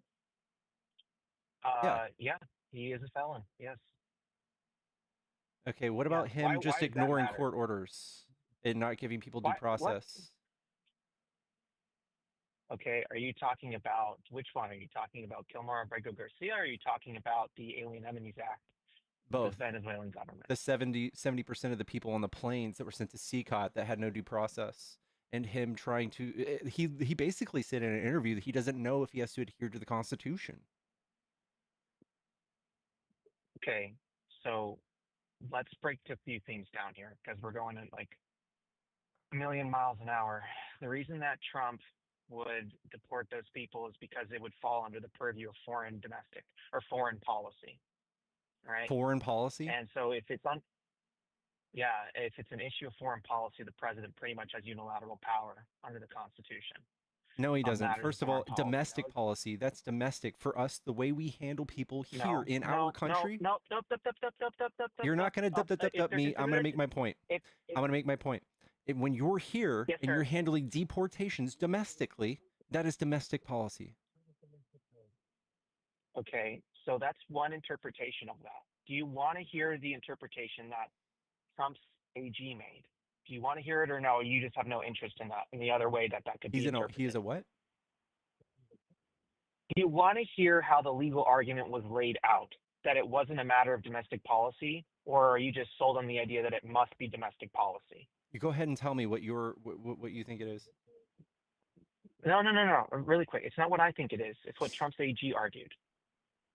The argument for using the Alien Enemies Act of 1798 was that there were groups here that Trump had labeled as terrorist groups that had conspired with the Venezuelan government to do harm. And so if that's the case, that's a matter of foreign policy, even if they're here domestically, so long as you're labeled a terrorist group. Now, that's how he was trying to use the Alien Enemies Act.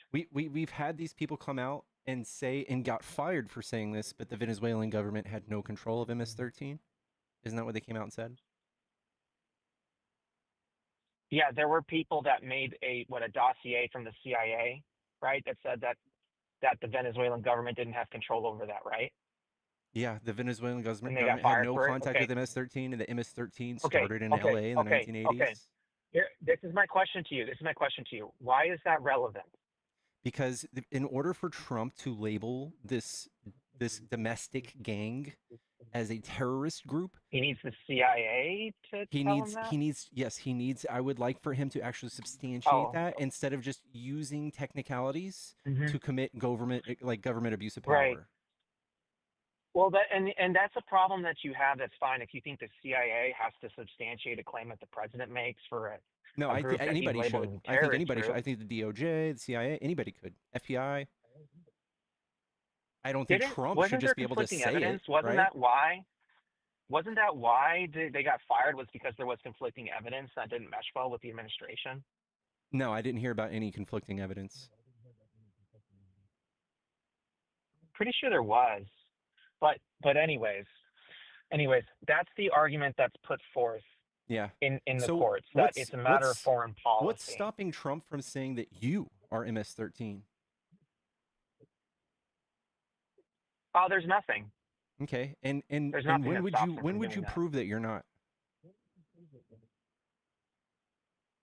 Well, I wouldn't be able to if he labeled me as a terrorist. And you would go to jail for the rest of your life and CCOT, right? I mean, maybe. I at the very least, I get deported. So you're stoked about that? You want that Yeah. to be a thing Trump can do?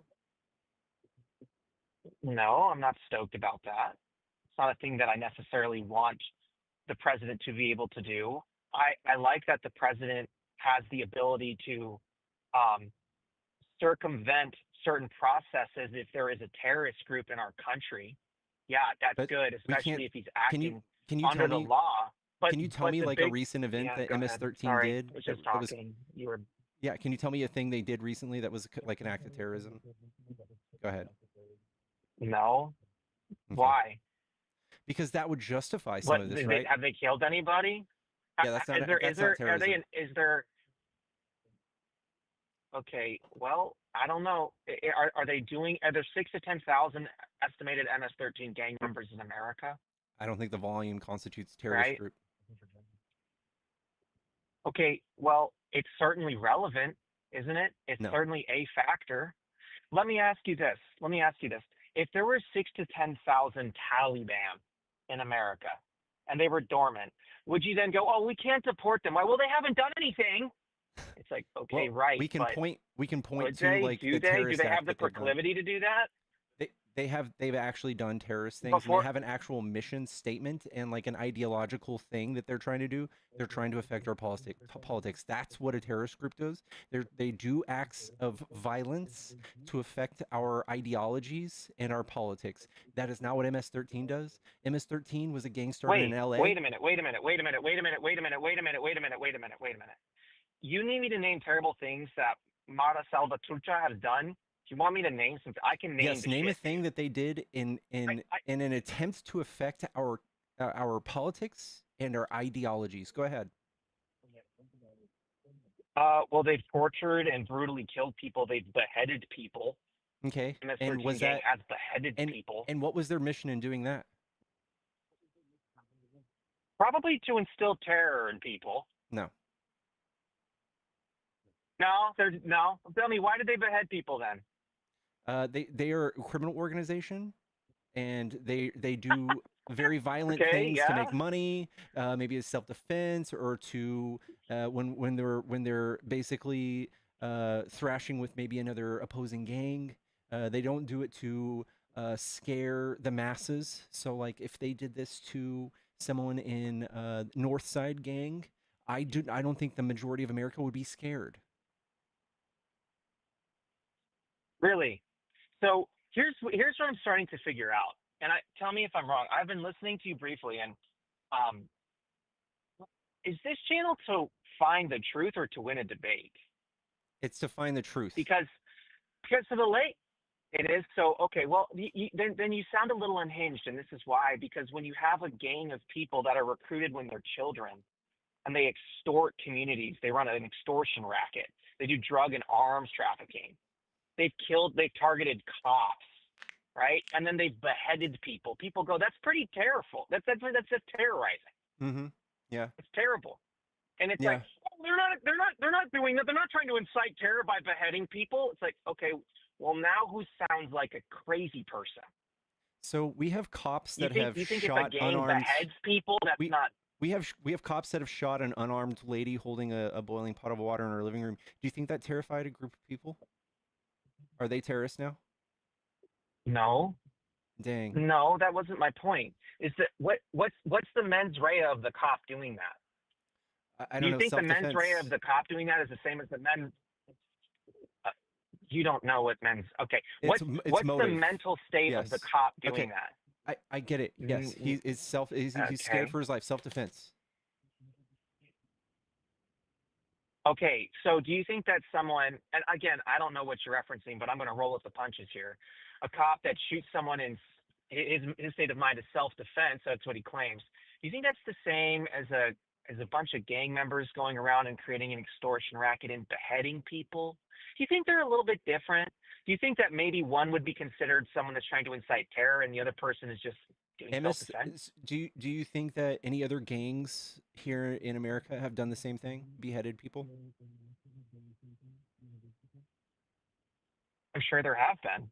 Why aren't they terrorist organizations?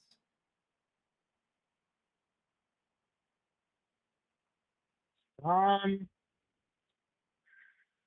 well, they're not terrorist organizations because the president hasn't necessarily labeled them terrorist organizations. Why not? Mm, I mean, it depends what we're talking about. There have been some gangs that he's been like critical of, and he's labeled as terrorist groups. He also did Tren de Aragua, Yeah, they're not even. Mexican drug cartels. Yeah, that the drug cartels exist mostly in Mexico, not here. I mean, I said Mexican drug cartels. I was selective with my words. What's your point? Their point is that So it can only be labeled a terrorist group by the president if they're local. yeah, well, he's trying to. Oh, okay. Let me tell you what he's doing. So Yeah, first of all, sure. you need to know the story of what's going on, right? So like he was caught trying to do a coup in Venezuela. Are you familiar? Trump was caught trying to do a coup. In Venezuela in his first administration? I'm not tracking this. Tell me about it. Yeah, he tried to do a coup and he got caught. And then he goes, okay, well, fuck you. I'm going to stop trading oil with you, Venezuela. And it was like 20% of their economy. And basically, it Is caused there their any economy. evidence of this? Yes, it's not a secret. What's And the evidence? it's literally a thing that you can just read online. It's not like some conspiracy. It's a thing we did. We Let's do look this it all the up. I time. call bullshit. Okay, I'll pull it I'm up very, for I'm you. very, very, I'm well versed. Yeah, go for it. I'm well All right. versed in the political scheme and I highly mantra. doubt Maybe I it. don't know every detail, but I haven't heard anyone about a Venezuelan coup. You heard about it? Let's hear about it. Are you talking about the remarks he made on Venezuelan oil? No, we went around to colleges in Venezuela and tried to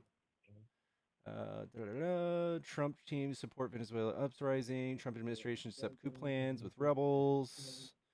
Boop. Here you go. And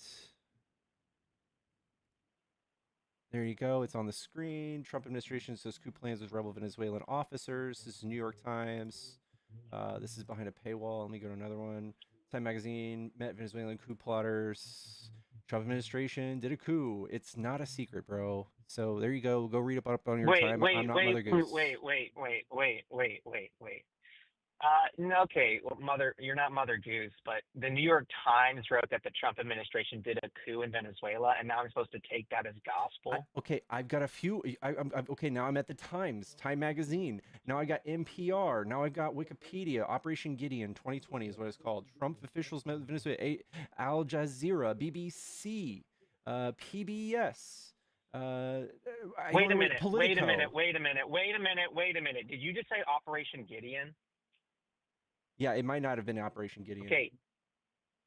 Okay, well, you said it, so it's not that, but we can talk about it because that wasn't a coup. You lumped that in there, and you did that thing where you rattled off 11 things, but that had nothing to do with the coup in Venezuela.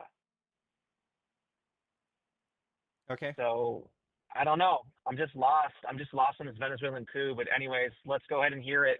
Let's go hear how it connects to Trump saying that Tren de Aragua was working with Venezuela. Go for it. You've got it all the way backwards already. But yes, I know. when Venezuela fell and into poverty and their economy crashed, and then COVID came and just completely fucked them over even worse. Trump, 4 hours before he left office, he gave Venezuelans temporary protective status in America. Did you know that? 4 hours. Let's hear it. Okay. 4 hours. Wow. So all of Okay. these Venezuelans came rushing to America. 3 in less than 5. Okay. And then they came rushing to America, and Biden renewed their status because Venezuela is in shambles. They are a shit show right now. And they migrated everywhere, but a lot of them came here. And now Trump has reversed the status, the protective status, just now to 230,000 Venezuelans, I believe. I think it's 230,000. Okay. And I'm not and seeing and the that's his beef with problem. Venezuela. Now he's gonna go ahead and say, "Well, fuck Venezuela." I'm gonna say, the MS-13 is fucking is being controlled by Venezuela, and I'm gonna deport them without using due process. And the way I'm gonna do that is to invoke wartime law. Because I Hey, don't have the Pickles, right? patience. Was that your Going name, through the courts Pickles? would just be too long. It would be too hard to give everybody due process. Pickles. Pickles. Really quick. It wasn't MS-13. It was Tren de Aragua. Get your facts right. You know, Number one. MS-13 is who he's doing this to. MS-13 No, is who he's saying. I thought the conspiracy between Venezuela was between Venezuela and Tren de Aragua. Let me see. That's his point with the Alien Enemies Act. Was that the Tren de Aragua gang? There's that thing when you're like, I got it wrong. I'm like, I don't think so. That was the win support. Trump knew most Venezuelans supported El Salvador had no U.S. Trump admitted. El Salvador isn't Venezuela. Yeah, I know. That's in Central America. Oh, okay. I don't know what you know and don't know. You're getting this wrong. So Maybe it was Tren de Aragua. yeah, dude. You know what? I'll call you when you've like read up, dude. Later.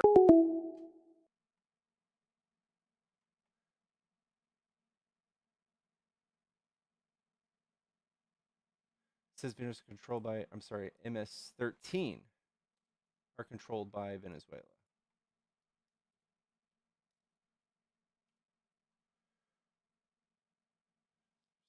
Leaders.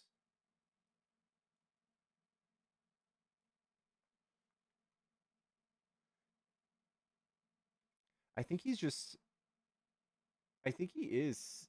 MS-13 deported El Salvador.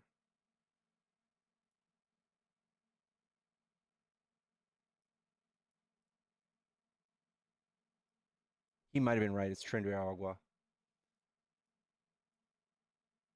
I don't see anything saying that Venezuelans were controlling MS-13, or Venezuela was.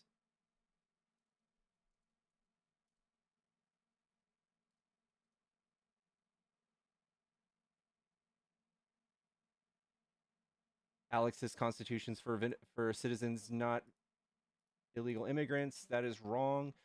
And again, MAGA is the traitors to this country. If you don't believe in the Constitution and the protections and certain protections that it gives us, you're not a patriot.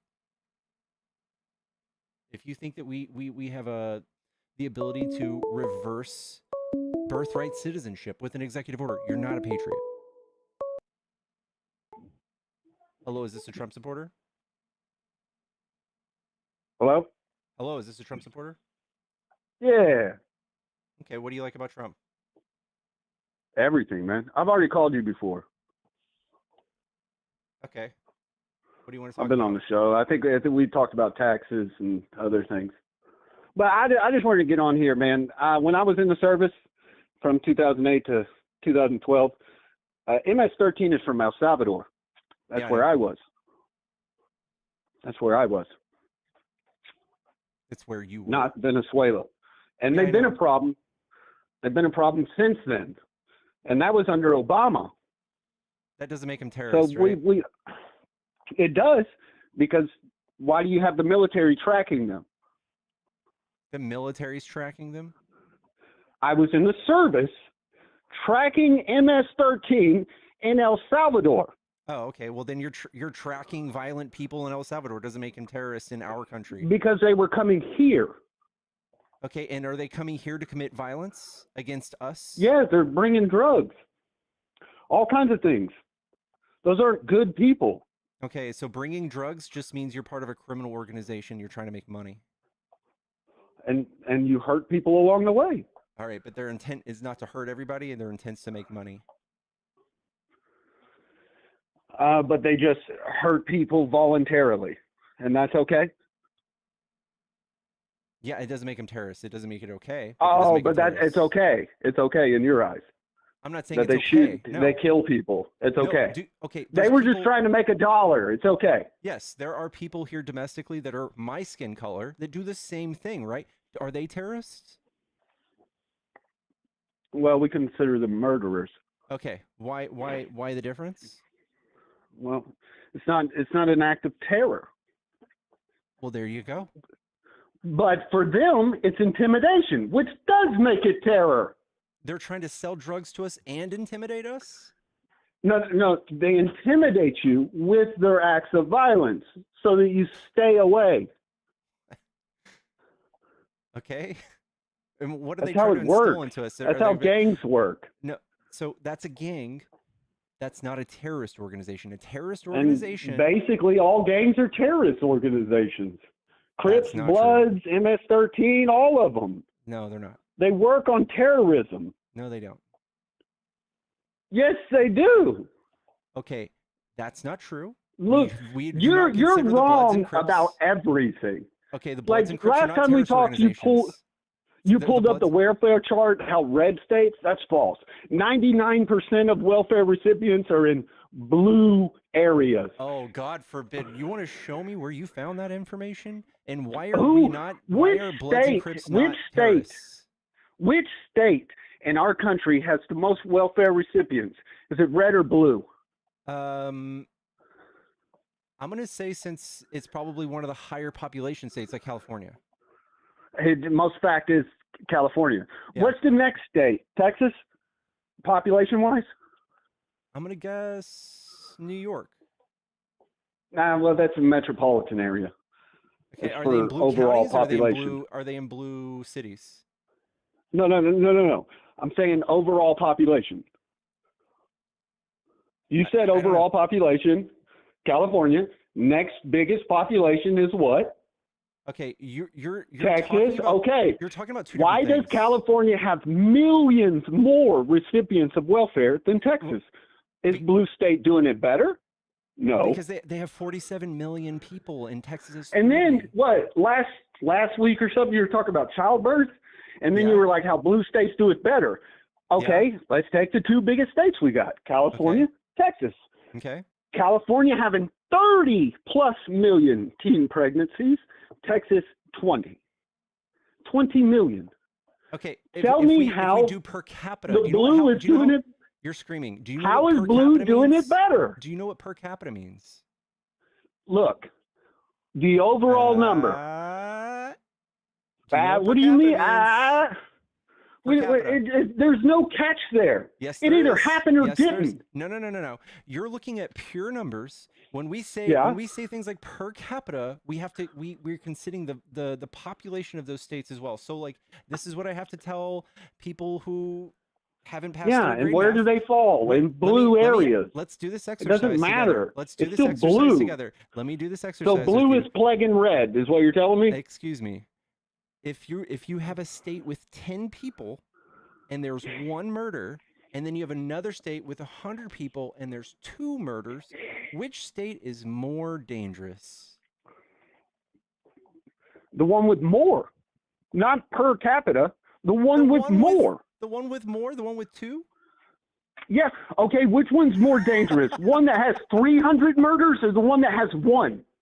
No, you're. What's your chances? Your logic chances, is your ill. chances of living in the state with 100 people are far greater than your chances. Because of my likelihood of running into them is little. You're talking about a big state with 10 people. What's the likelihood of I see one?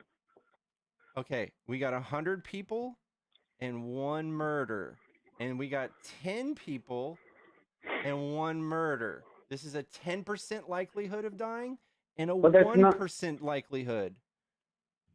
Which one is more dangerous? Do you see the screen? Do I need fucking Miss Rachel up here to show you? I'm on the phone. I can't see the screen. Oh my God, dude. I had to call. This is not a video chat. This is why we do. No, but it's just your whole thing is wrong, dude. No, you like just can't, you're just way off. You're way off base. At pure volume. No, you're just leading with your feelings, and you want to be right. And you sit over here pretending like you're sitting from the moral high ground, but you're not. California just deleted 20 million babies and teenage girls, and you had the audacity to say the blue state is teaching our kids not to get pregnant. I literally showed you the data of the per capita, the likelihood of you having a teen pregnancy, and it's literally the capital is the Bible Belt. And you're coping, you're saying the volume's higher. Yeah, yes, because a they don't state with delete it. 47 That's not the million same thing. Yes, it That's is. not the same Yes, thing. it is. Just because you deleted the baby didn't mean it didn't happen. It doesn't matter. I'm not saying teen pregnancy with or without abortion. No, that is what you're saying. No, I'm not. That is what you're saying, the Bible Belt, because it's the baby that was brought to term. That baby now exists. You deleted it over here. It doesn't Teen exist. pregnancy That's does your not high count ground. People, it does You not killed the discount, baby and you tried to take the high ground. It does not discount people who have abortions, but now I guess you can. You can say that because they don't even allow abortion in those states. Yeah. Well, no, Texas still had like 100. So I mean, it still happens, but If you you can't have a- opt for it. It's not a form of birth control. Okay. Texas, I live in Texas, and if you have an abortion, you have a $10,000 bounty on your head. You No, can't even get an it abortion still if you're happens. raped. It needs to be it's not like it's not the same thing. You're not going in to delete the baby. There's a health problem where the baby needs No, to be. you can't. There is no stopped. exceptions in Texas. You are fucking wrong. Well, look it up because 100 happen. I argue this all day, all the time. 100 of them Texas, happen. How did it happen? How'd the hospital do it if they can't do it? Because they did it. So if 100 happened, that means that 100 people maybe laying there almost dying of sepsis or something had an abortion, or maybe the child was already dead and they pulled them out of the womb. Yeah, maybe, but there was only on the books. It says 100, 100, 105. And you know what else is not on? Something You know like what's, that. You know what's not on the books? 22 million. Okay, you know what? You know what's on the books? Also, 22 million. That's how many teen abortions took place in California. 22 million. Over how long? 1 year. What? Look it up. That's not the case. What? That is the case. No, it's not. They had 30 million teen pregnancies, and they deleted 22 million of them, leaving 9. Dude, 700,000 abortions roughly happen every year. There wasn't 22 million in California. All right, buddy. They had 30 million teen pregnancies. Now they only got 9.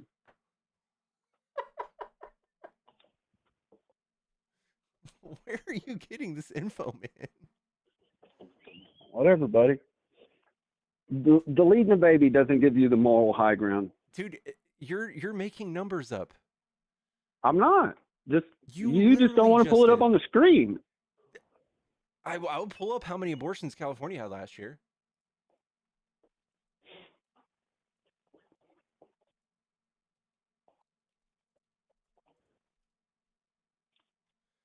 $178,000.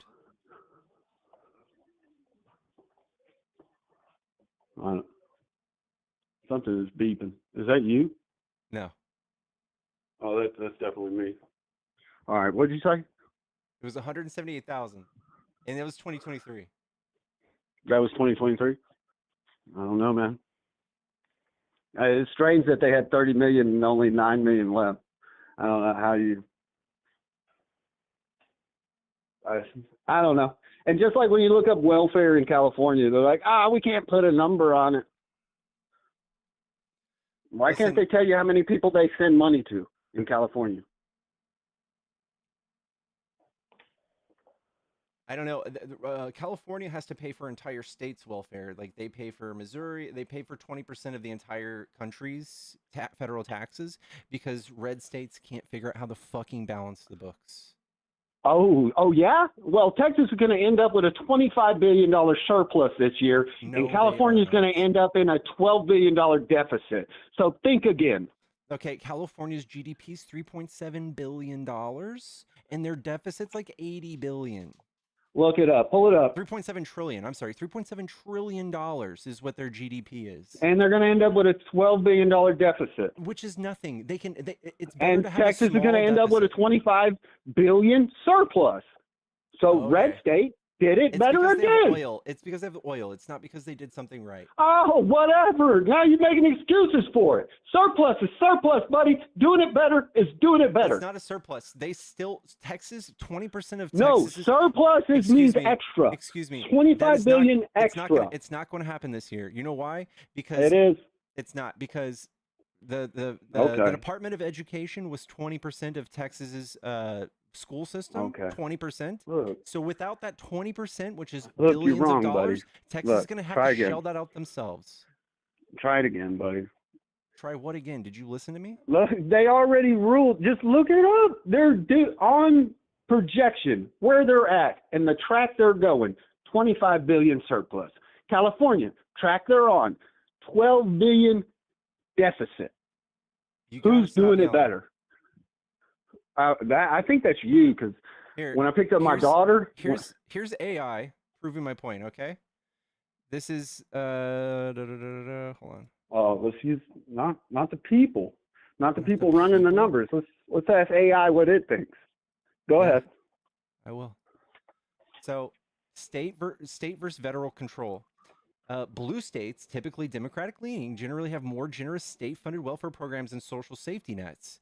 Federally directed programs, red states typically often receive more in federal benefits per capita. So if red states may not offer their constituents directly things that they need, the federal government has to come and step in and say, yeah, hey, here because you go. We don't agree with it. Because you I agree. If you're on, let's say you're on Section 8 housing, I think that should look like a prison cell, because there's no reason you should willingly stay there. You should get up on your own 2 feet and provide for yourself. That's nice. If I make it cushy, you stay. That's not true. Nobody gets to go out of poverty using federal programs. So why is the statistic so high for people who get on welfare never getting off? What are the statistics on that? Can you tell me? It's like 80%. They're lifers. Are you just making that up? No, because where can I find that? Well, my phone doesn't work. I got to get on the fucking computer.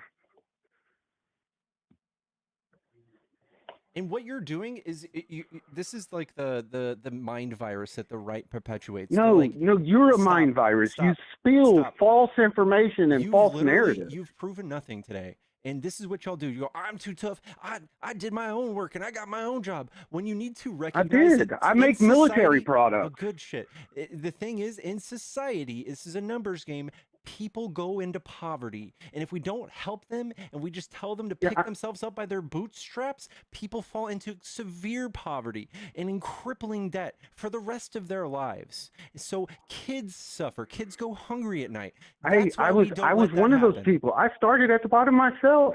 I am the image that you were rooting for. I am too. I started at the bottom, single mother household with 4 children, one job. That's me. Same. And now I make military products. Okay, my mom also had 3 children, and she collected food stamps and welfare. And here I am, my mom. We are not sitting here drawing off the government as well. We are doing the same thing. You're lying. You're making it up. This is just a thing you people say because you don't feel like paying taxes. And by the way, it's I don't feel like supporting people.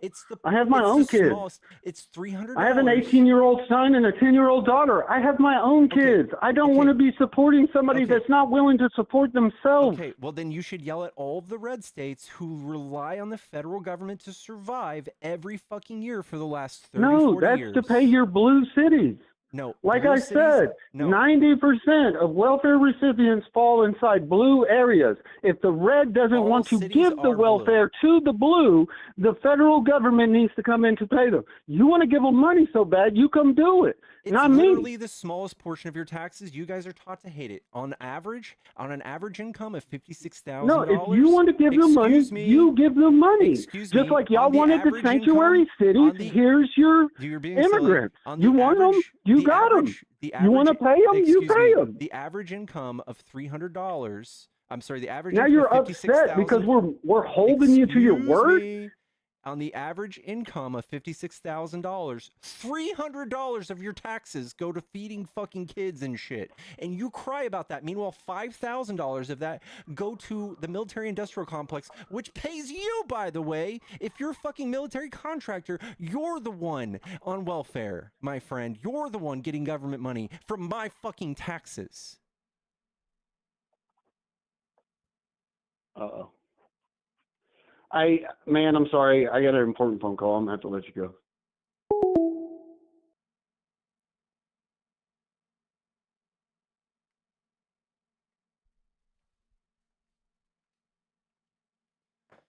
Turn his side down, please. It's hurting my ears. Man, I'll never get it right.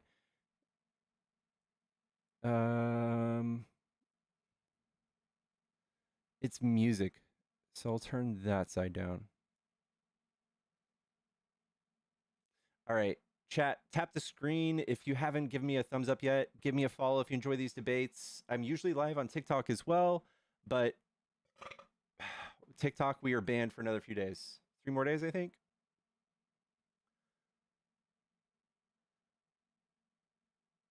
All right, I'm going to turn the phone line back on. The phone line's on, actually.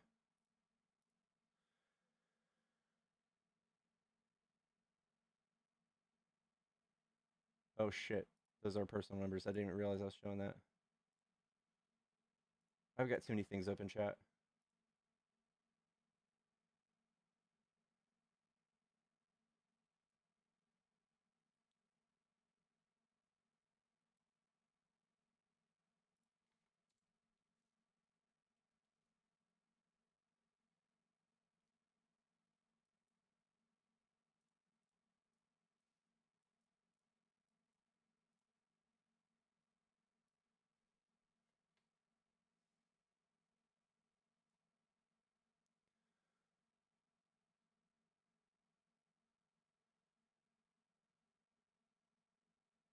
You just told the entire military they're on welfare.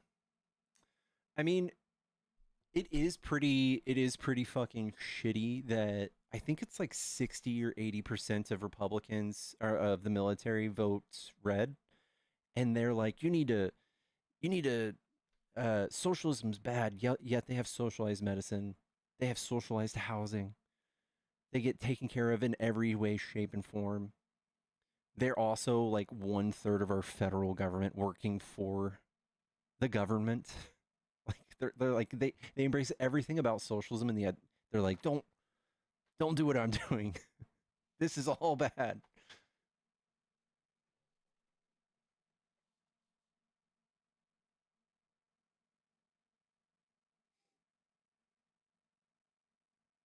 Pickles probably needs to move to a different country if he has a problem with America. You guys go absolutely apeshit every time a Democrat's in office, and you guys don't move anywhere. Spare me. You guys don't move.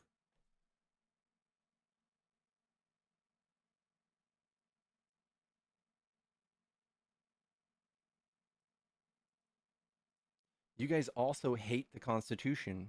I would say you guys need to go somewhere. If you guys don't like minding the rules of the Constitution, if you want a president that needs to alter the Constitution to do his job the way he wants to, maybe he should go be president of Russia, not the United States.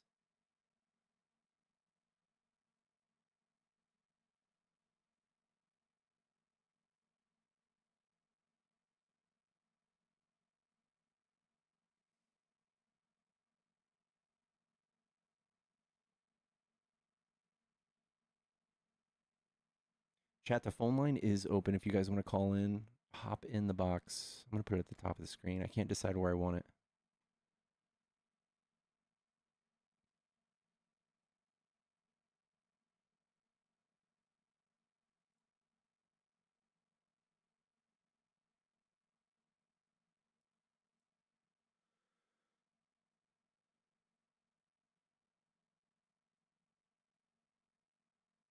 The military is giving you the freedoms you have now, so it's a bit different there, bud. That's not really a thing.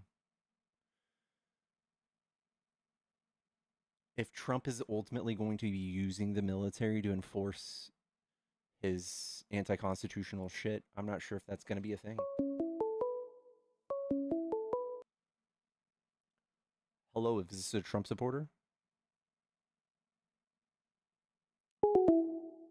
Trade deficits cut in half in a month. Thoughts?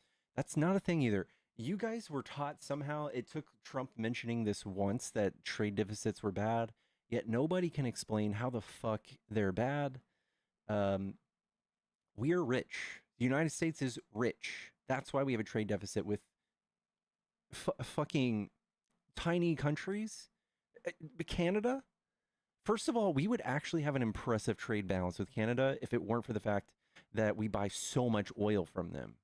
So, yes, we have a ton of money. We buy a lot of things elsewhere. That doesn't mean they're ripping us off. Only stupid people think that's a thing. That's like me going to the mall, running up a credit card, buying all of my shit from Nordstrom and everywhere else, and going, they ripped me off. They didn't buy anything from me. Oh, man.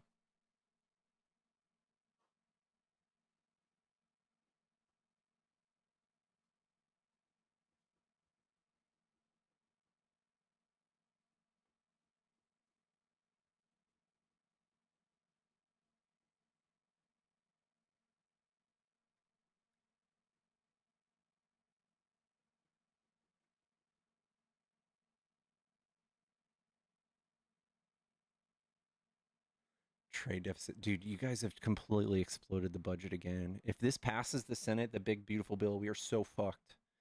If Trump doesn't have to follow the law, and if he doesn't have to um, abide by nationwide injunctions set by federal judges, we're cooked. He can just rule by authority, like a executive order. He would be a dictator effectively.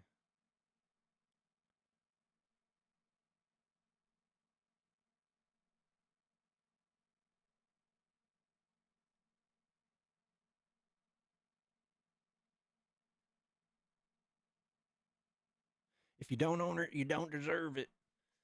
Guys, what you're doing is effectively just like you're advocating for wealth inequality. You're like, look at all these homeless people. That's what California does. So many homeless people. Well, how do we fix that?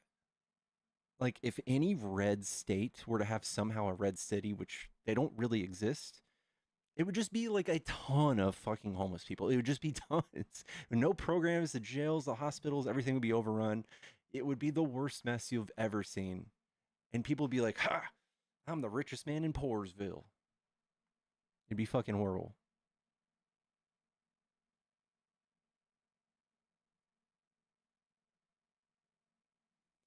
And then, oh my God, cutting, what was it, $300 billion in food stamps? How fucked is that?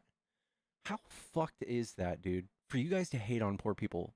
Republicans hate poor people. Pull yourselves up by your bootstrap. It's so fucking horrible. It's so horrible.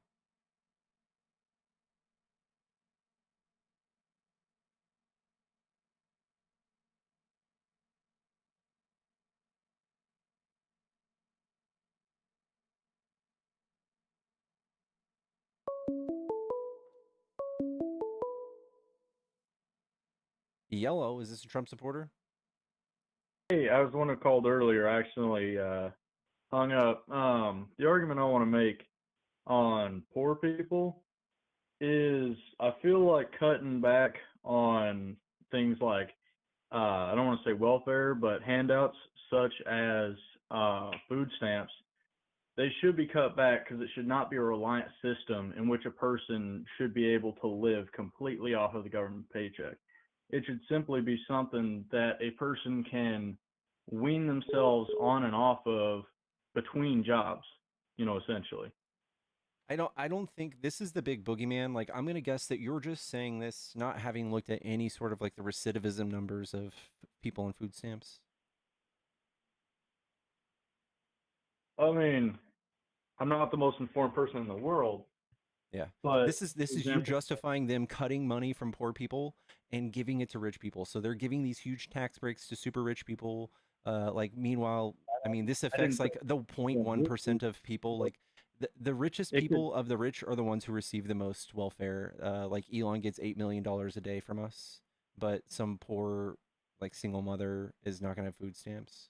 This is what you're advocating for. yeah, that's definitely not right. I don't think it should go to the rich, but I don't think it should specifically go to the poor either. It could go to other things such as supporting agriculture systems or the We already police do force, that. which is very underpaid. The police force, I there's mean, budget cuts sure, everywhere, all over the sure. states in the United States. Well, it's true.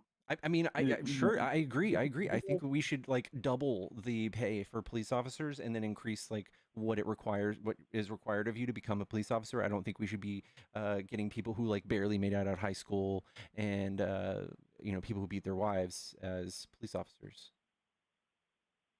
right. I've met scumbaggy police officers. I think everyone has. But I'm just saying, I feel like welfare and food stamps have become a system of which it's more like exploiting the government instead of a government handout. Like with EBT cards, well, no, that was stupid what I just said right there. But EBT cards, for example, I think that those should not be around because there should be no reason why a person should be able to come into this country illegally, not benefit the economy, and still receive $2,000 a month. Actually, that's not That's the not a right thing. price. What price is That's not per a month? thing. So The what you're EBT talking card? about is asylum seekers. Those people are here legally with a L. You can't come here illegally and get benefits. That's not a thing. And that's what Trump has done. He's spent the last 4 or 8 years convincing everybody that's happening. It's not a thing. So what are those white cards that say EBT in black in bold letters? You see, particularly, and this might sound racist, but particularly Mexican families coming through, they have multiple of these cards at the grocery store, and they hand them all to the cashier, and they get their groceries and whatever, and Yeah. they're not paying a dime of that. That's a government subsidy. So here's the thing. How do you get an EBT card? Do you know? Inform me. You have to have a social security number. You have to apply for it. Okay, also, like for states like Oregon, they want to make it so that illegal immigrants can get licenses and be able to vote. Nobody wants to Don't you? let them vote in federal elections, but if you want to vote for city council, I think that's fine. I should pull up my laptop so I can look things up on the go. Anyway, The reason we give them licenses, driver's license, is because the amount of hit and runs drop dramatically when you give them a license and insurance. That's totally fine. really, where is this? Where's that statistic from? I think it's they dropped by 80% actually. Hit and Where is it? runs reduced.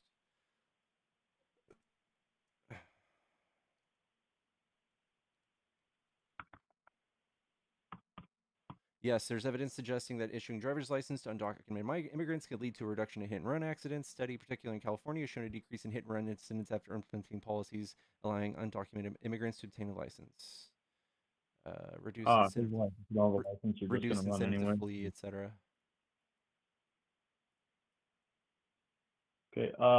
What are your stance on increased taxes in the United States? For example, there's a proposed tax in the state of Oregon where they want to meter water coming from private wells on agriculture land, and they meter it, and you pay a water bill just as if you lived in city limits. What are your stance on increased taxes and the constitutionality of taxes in of itself? I think Republicans are the kings of increasing taxes. I just have to point to the tariffs. They're absolutely fucking insane. The biggest tax increase on the middle class and lower class that we've seen in history. And somehow y'all don't see it. I get that, but a lot of the taxes, like for example, this water tax that I'm telling you about, that's a left proposed tax. That's not coming from the. I have no idea why they do that. In fact, in some states, it's illegal to drink rainwater and collect it. I don't know what there probably is some sort of reason to do it. I don't know. There's got to be there's always some weird truth about it. I don't know it. But the truth is that blue ran states are the ones who can support themselves because they have policies outside of cutting everyone's taxes. They have policies of like giving people programs and social safety nets to make society work and for them to balance the budget. So, I mean, red states, they're in dire need of budget and help from the federal government every single year. And all they do is turn around and offer more tax cuts, and they're in forever deficits. And I think that blue states, who are the temple of the United States economy, putting taxes on things that make sense helps the world go round and for everything to work. And I don't know, Republicans only find ways to complain about it, but I think it makes sense. We need to tax people. We need to stop being such pussies and tax people instead of you know, giving rich people huge tax breaks and tricking middle class into voting for you and taxing them. I mean, if anything, the conception of taxes is kind of a rich person ploy in the first place, because it was, I believe, after the Revolutionary Wars, a tax proposed to tax the rich, and it wouldn't cost you poor people very much because it's proportional, but we'll get so much money from rich people and we'll bring it back to you, and that's not what ever happened. And instead became a large tax system where now we're Yeah. paying up Well, to 40 something percent in taxes. that's before we had roads, before we had internet, before we had water, before we had a $1 trillion yearly military. So yeah, we had to start taxing more people. Essentially. Going back to what you said on blue states being self-reliant and a temple of the economy, using Oregon as an example, we are a very blue state. You've got a lesbian governor, you've got an entirely blue cabinet, barely any Republicans except for, I mean, a lot of the counties are red, but barely any of the government is red except for maybe about the sheriffs. We are the 49th lowest in education. Who? A lot of Oklahoma? people are red, they can't even really read. I had a friend, he graduated. He couldn't read. What He could state? barely read. Oregon. Because Oklahoma's 49th. Oh, fuck. Is it 48th? Oh, shit. I shouldn't have said that word. Um, where is the state of Oregon in education?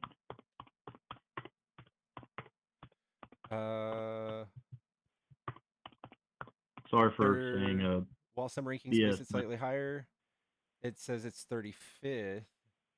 It generally struggles meets the standard higher ranking. 44th in education overall.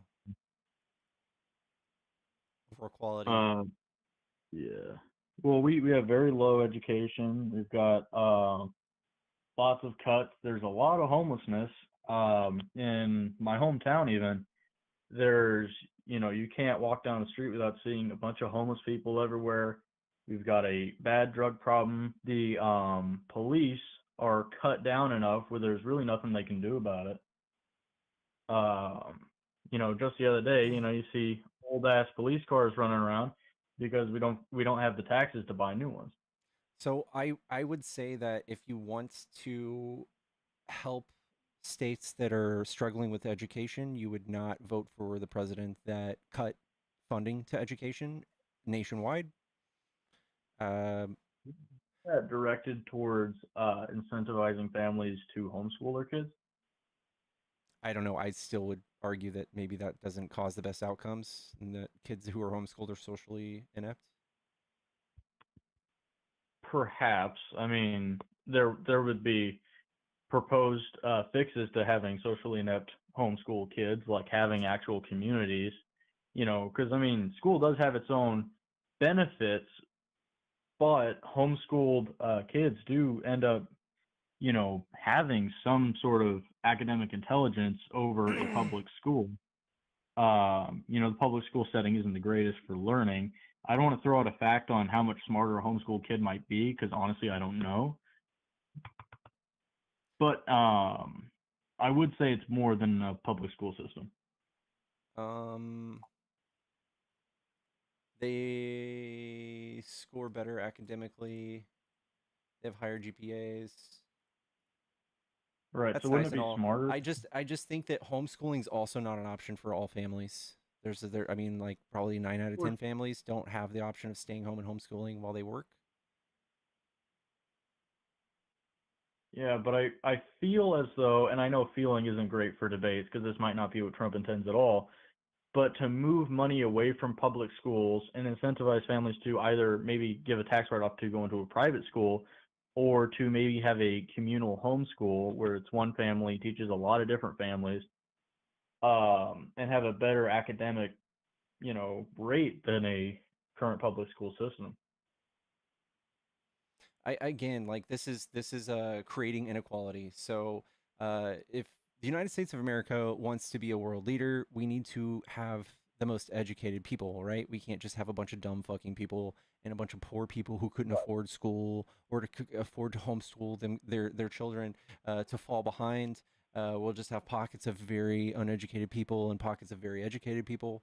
And like I believe that Trump also just did something to where he cut grants for people who want to go to college for things like being a doctor and stuff. He capped them at like $150,000. So ultimately, you have to be very affluent to go to school to be a doctor or a scientist, and that's going to create fewer and fewer people in this country that are going to come out and be on the forefront of medicine and science. I think it's a horrible idea. I think it's obviously not everybody can homeschool their kids. So, what we need to do is work for the majority of people. It's a numbers game. So, create a system that uh, caters to the masses and not to just the rich. And I don't know. I think it's a no-brainer. If you think cutting 20% of the federal funding for schooling in each state was a good move in any direction, you've been conned. Trump is literally just giving that money to rich people. He's giving it into the form of tax breaks to rich people. That's what it is. That's all it is. He convinced you What he's good with like exactly? one-liner, with a one-liner saying, "Oh, it's been around since 19 something, and we've only seen these metrics go down." Well, that just means that you believe somehow that less money equals better education. That is a complete incoherent thought. It's illogical as No, fuck. I don't think that at all. However, if we are going to change a public school system in a way that it might benefit kids more, we really can't just say, okay, all these schools in America, you're now going to start doing this and this. I feel like the only way we could potentially do that is by sort of working from scratch to the ground, up. And really, the only way to do that is by cutting fundings to schools and making a new, sorry, a new system. That's not the only way to make a new like nothing needs to be completely scrapped. We just need to uh, do the complete opposite of what Republicans want. Literally, you don't want any sort of federal instruction or any sort of federal standards for children to meet when graduating schools. That's a Republican thing. But if you want us all to have the same standard or some sort of threshold we should meet in education, you'll vote Democrat. That's what we want to do. No one left behind. We want equality. We want equity, where very rich neighborhoods who have a surplus in education budget uh, send money to neighborhoods where there's not enough money in education budget. That's how that should work. It Yeah, but shouldn't be any different than that. not really many ways that you could do that to be how would the government go about being like, okay, this is an impoverished neighborhood, we're gonna give them money and we're gonna take from this community and we're gonna make them all equal in every single way. Where would they get the resources and the people to go around The federal surveying government. all these? Yes, you just show your tax income from your property taxes in your local area that pay for your schooling. You say this is how many kids we have at our school. We need this much federal funding. It's pretty easy. Also, didn't No Child Left Behind leave millions of children behind? Like that wasn't the Yeah, there's a greatest. million ways where we can shape how the Department of Education works, and we've tried a few different things, and some of them didn't work, but that doesn't mean we just throw it all away. I've seen five Yeah, it wasn't schools at all. close We here in have a my local area in Texas. I went to four out of these five schools that just closed recently because of the fucking Department of Education closing. That means more children in the same classroom. Instead of 30 kids, maybe 40 or 50. That means a longer commute. That means like less salaries for teachers, so less performing, like shittier performing teachers who maybe went to shittier colleges are going to be teaching these kids. That's all that means. It's not going to be better. No one's sitting around thinking like, extra hard how to teach kids better now that they have less money. well, and I get that definitely. That applies to logic, but I'm just saying with the funding that we've currently had, schools aren't that great right now anyway. I don't think there's sorry the way I want to phrase that is like the education isn't adequate right now for what this country needs. The nutrition system in public school lunches is not adequate. That was a Michelle Obama thing, and now we have kids eating worse things than prison food. with terrible teachers with all the funding in the world. So if So we cut the funding, no, I the mean, schools sure, are it'll heavily work, but underfunded. Every one of them almost. Do you think teachers make enough money? Hell no, dude.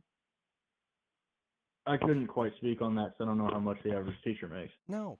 Imagine going to get your fucking master's and you fucking make 50 grand a year. Is it 50 grand a year? Is that what they make? Probably 50 to 70. Right here it says 72,000. I mean, that isn't the greatest pay, I will say. I mean, even a prison guard around here would make more money than that. But see, how would I phrase that? Yeah, and I don't know. Michelle Obama wanting kids to eat healthier did not lead to them having bad school lunches. Well, maybe That's not a thing. cooked in school lunches anymore. I think maybe she raised the bar for having what they cooked in school. Well, now it's from a like a Cisco kind of system, even though it might not be Cisco the company. It's a corporate company Like a third party delivering company. Well, food being. they have to meet certain standards. I see nothing wrong with that, man. Like the bar's ever moving. Nobody has an actual solution besides taking money away and giving it to rich people. I think it's fucking dumb. That's the last thing we need to do. How are they giving it to rich people? Okay, when Trump cuts $268 billion out of the federal government that was going directly to schools and literally using it to pass a budget that gave billionaires giant tax breaks and to tax the lower middle class, that's how he's giving it to billionaires. But how is that affecting the economy? Okay, Because, for huge example, wealth divides. Huge wealth if you divides. gave a tax break for for example, if you give a tax break for a billionaire who's going to buy a private jet, you might say, oh, why is a billionaire going to get a tax break on a private jet? Well, it helps the jet company that's making these private jets. Yeah. It helps the workers employed by the It jet helps company. a few hundred people versus taking those No, those $400 million increases and investing, I don't know, in a school that helps thousands and thousands and thousands of kids. our economic output and our taxes. It gives the United States economy more money if more people are hired and more people are selling more items, which the billionaires might be buying more of in quantity. They're buying more niche things that we still need workers for. Dude, there's no world in which you're going to convince me that a billionaire buying a plane is just the same as us taking that money and injecting it directly into the bottom of the economy for it to trickle right back up again anyway. Everything that we do with tax dollars trickles right back up to billionaires anyway. You go to McDonald's and you buy a cheeseburger, it goes to McDonald's. It might pass through a few workers' hands, but it goes straight to McDonald's. Same thing with Walmart, same thing with Subway. All these giant companies, Amazon, those eventually go straight back to the billionaires.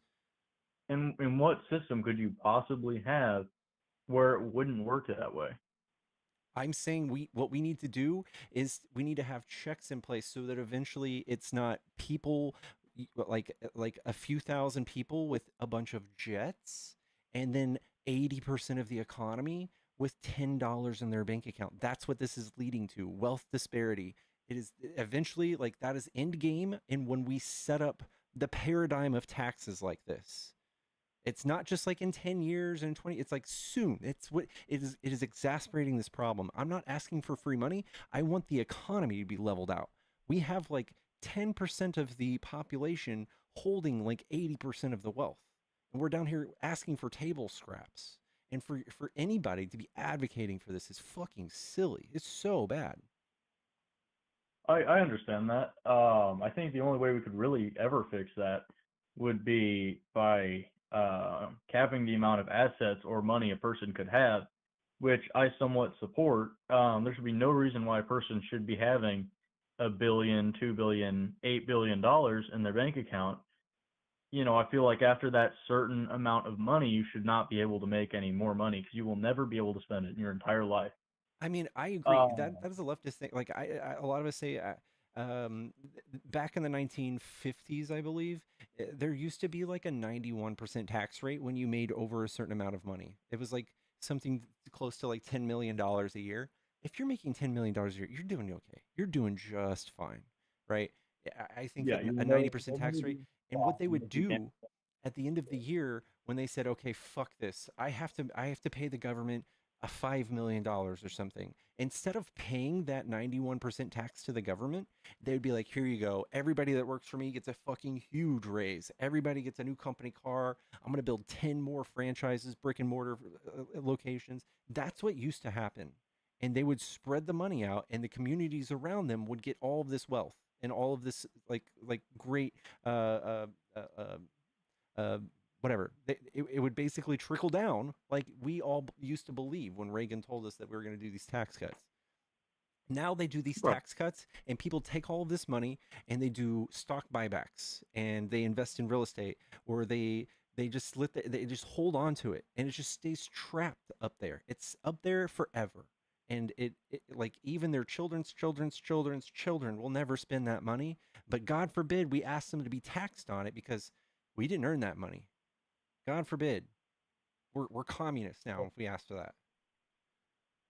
Well, and I realized somewhat of the stupidity of what I said because the capping the amount of money that a person could have, how could we possibly ever cap it when it's unsold stocks or anything else? Capital So gains going tax, away from unrealized capital yeah, going gains. yeah, no, because that would hurt the little guy in the end. If we're, let's say your house goes up in value, yet you don't sell your house, we're going to tax you on what your house That could already potentially happens. cost. That's already know? they already do that to the bottom. Every person that owns a house here in Texas, they do that too. When your house goes up in value, you pay taxes on the value of that money. You don't never sell your house for that value, but you've gained value, right? In your house. They do That's that when with your house. stocks all day, and they don't pay taxes on it. Okay, but isn't that your home gets assessed every 10 years on its current value, and It's that every year raises here. your profit every Every year? I year. wasn't aware of that. Huh? Uh, how often does? Man, I'm looking it up real quick.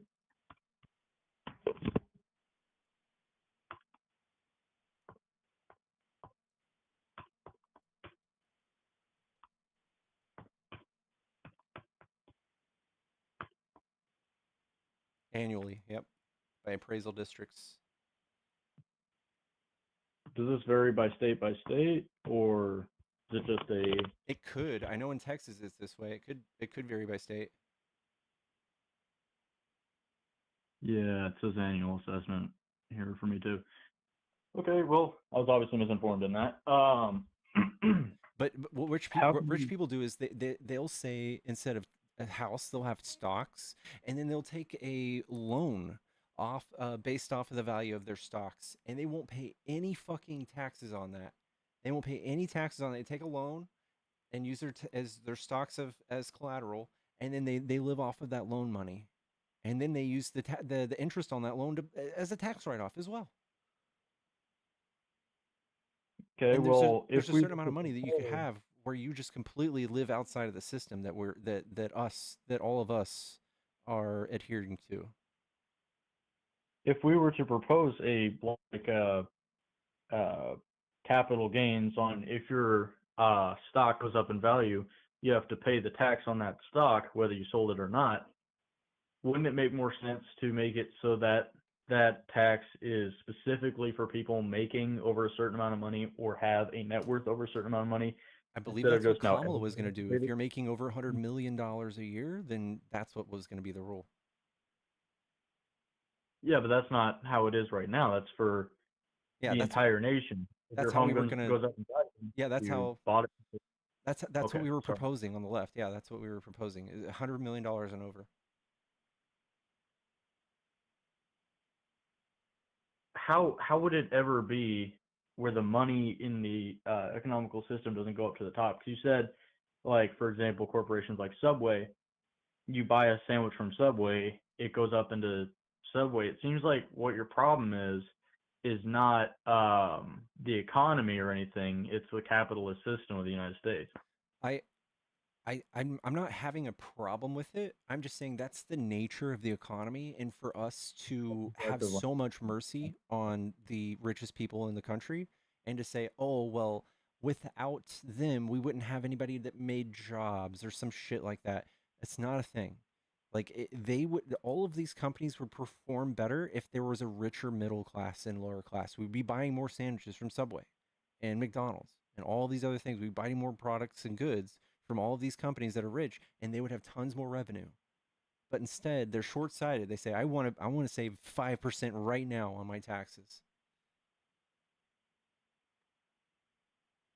Well, I feel as though we're talking about getting a wealthier middle and lower class. How do you propose that? By paying everybody more, which would make money worth less? I think that a Or higher tax liability on corporations would force them to pay people more. And it would create a healthier lower middle class. And when how you're would that shoving the work? If burden you're- of taxes to the middle and lower class, you're creating less economic mobility. So like if you're very poor and you have to pay $1,000 in taxes, you're probably perpetually going to stay in debt. You're more likely to stay in debt or than somebody who might have to pay a couple $1,000s to when they're making over 100,000 or $200,000 a year. I think that when the system and the American economy and the infrastructure of America works for you, when it starts working for you, and you're becoming very successful, you should start paying taxes. That's when you should start paying taxes. We should have a progressive tax rate. But instead, what Trump's doing is a regressive tax rate. So people who want to buy McDonald's in this instance, McDonald's gets a lot of their stuff, maybe their wrappers or their cups or whatever, their signs, their uniforms from China. Their prices are going to go up. So ultimately, the lower class and the middle class is going to be paying more money for the McChicken, something that they could use to live off of. You are taxing the Okay, lower but class and making cost of living harsher for those people when all we had to do was raise the tax burden for the McDonald's CEO by 2% or some shit, or in a way that made him move his money throughout the economy more, like unrealized tax gains. okay, well, the problem that I had with something you said earlier was if we taxed company owners more, that would force them to somehow pay their employees more. I don't see how that would be, because that would mean that the cost of business is more, so they would have to pay their workers less to compensate. Not exactly. So just like I was telling you about how in the 1950s, this is what would happen. Like, do do you see anybody doing what's called pensions anymore? Like nobody's doing fucking pensions anymore. Nobody's giving these huge like profit share to people anymore. This is what So you would do. So say if McDonald's had a giant tax rate that said you're going to pay $500 billion to the federal government for taxes this year, they're going to say no, fuck that. I'm going to take this money and instead of giving to the IRS, I'm going to give everyone a raise. And then their tax liability would go down by that much because it would be operating costs. That's what would happen. I do see logic in that, but wouldn't the problem be better um, seen as the wasteful spending done by the left? For example, with Social Security being, cut to all hell and money being sent over to wars such as Ukraine, which we have really no business being, shouldn't it be criticizing the left for spending all this money when we could have given it to our lower class and spent more money making better systems for people to live better, No, like better infrastructure, better roads, better schools? we already did this. So uh, if you could look at the screen, I don't think you can, right? I would show you a graph where every single Republican president since Bush Senior, uh, he they explode the deficit. So the Republicans are the spenders every single time. So for you to think that the left is the spending people, that's not true. We've never we've always done things like increase taxes or cut spending when we tend to spend on anything else. Republicans, they do this thing called deficit spending. So they cut taxes and they spend money, and it completely fucks up the deficit every single time. And that is the nature of Well, Republican versus Democrat. And again, we're talking about 0.5% of our military budget. 0.5% of our military budget was sent to Ukraine, and it was already allocated to our military. So meaning we were not going to use that to feed people, and hundreds of billions of that dollars of that money. In fact, everything besides $75 billion that we sent to Ukraine was old tanks, old missiles, Abrams tanks, things from the 80s.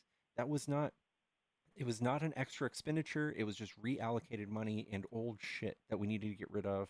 And again, we have a Budapest memorandum which said that we would defend them in the event they were invaded, and that's just us holding up our one of our only nuclear deals ever made as a country. I feel like we should do that if we want anybody to trust us ever again with a nuclear deal. okay, wouldn't that have been better if we would have sold the tanks and weapons to Ukraine and said, "Hey, pay us money for this," A and we lot of took the them, money a lot of it is going to that be we paid back. and said, "Hey, we'll start paying more for essential infrastructure like our outdated power grid, for better working conditions, more workers for OSHA, We other things So again, of that nature, the left giving did them Biden give passed an infrastructure bill. We passed it. Biden passed an infrastructure bill. Trump said he was not going to pass an or that he was going to pass an infrastructure bill, and he didn't. He didn't do shit. And Biden did. We passed an infrastructure bill. We allocated $1.2 trillion into the economy, and everyone still cries that we spent $275 on Ukraine. And he also spent like $800 billion on the Inflation Reduction Act, which also paid for itself. We're in $258 billion in the green because of that, because we raised taxes 15% on corporations that were making $400,000 or more. And also the Chips and Science Act. That's how you make jobs. That is how we brought infrastructure, or brought manufacturing back to the United States. If you want to make microchips, you get a huge subsidy from the United States government. We did do that. It's not we can walk and chew bubblegum at the same time. Trump's not doing anything like that. Trump is putting huge taxes on us and crossing his fingers and saying, "Promise me you're going to make some manufacturing jobs here." we still cut things like police and other necessary things. Drugs are rampant now, when we could have spent more money on crackdown on illegal drugs, which are one of the number one causes of death in the United States. We could have paid more for drug enforcement, and we could have made systems for homeless people to get them back on their feet. Could have done all Again, those things with that that's 5 billion antithetical. That's to a antithetical. country. You just heard five people come up here and tell me how they believe that giving people food stamps is a bad idea because they get hooked on it. But then you want to give it to them when it's convenient for you to make an argument? Like, we are the only party who does this. The left is the only people who give homeless people food. Giving it to the people in the form of necessary systems, like police, for example, fire departments. They are, running really low on paid firefighters and volunteer firefighters. If we just paid them more, we'd have more personnel, would have more people to do their jobs and to actually help the community. It'd be nice, but Republicans are perpetually defunding the police. That's what their job is. When they cut taxes for everybody, every single time they're gonna go, "I'm gonna cut your taxes and your taxes." Who do you think where are we gonna get the money to pay police? They're literally doing that every time. Okay, well, I think this has been a very fruitful conversation with me. I thank you for your time and having it. I feel like we're just treading water here, and I do want to give somebody else a chance. So I hope this hasn't been too boring for the viewers. I wish you a very great day. All right. Thank you so much. Have a good one. You too. Guys, my sound is so loud in my ears. For anybody else, does anybody else have a problem with like the way um my voice sounds over the guest? If anybody were to give me like a rating, like -1 through 10 on my voice, like +1 or -1 through 10 on my voice, and +1, -1 through 10 on the guest's voice, so that I can kind of have an idea what to do with my audio.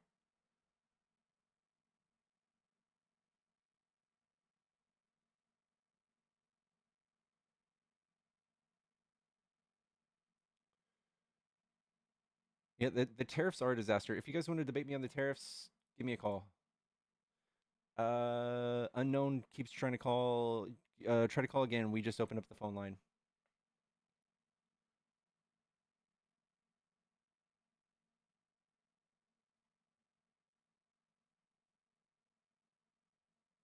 I'm having a hard time hearing you, says Gracie. Sherry says you can barely hear me too.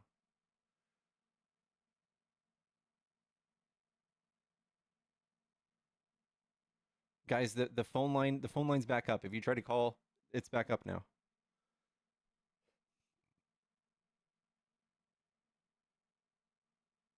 You and the guests sound the same volume wise. Okay. That's strange. Sound is sublime on my end. Okay. Call didn't go through that time. Try it one more time. I saw you called at 423. Try call one more time. That was a minute ago. Oh, what's up, Sarah? Okay.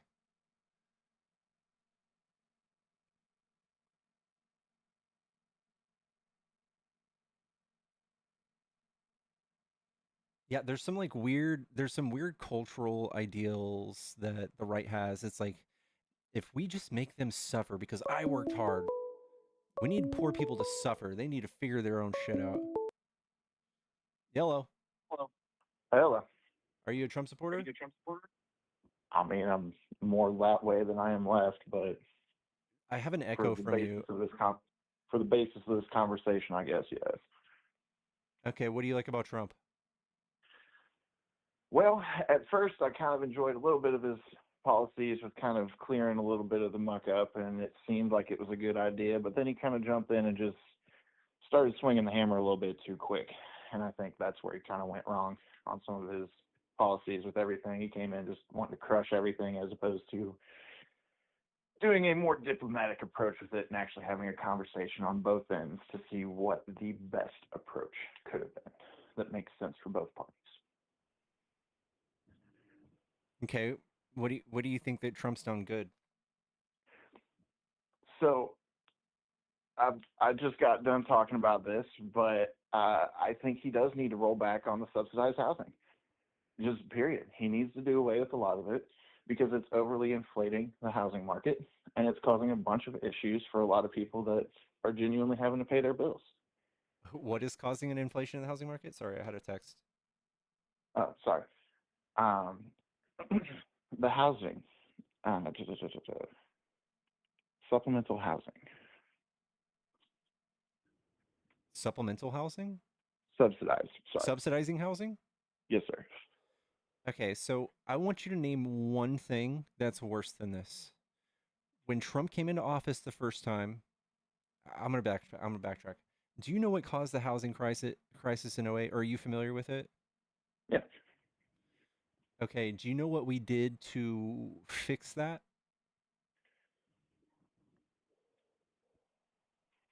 Well, I do not actually. Please elaborate. We did this thing called the Dodd-Frank Act. The Dodd-Frank Act regulated the housing market and the lending market.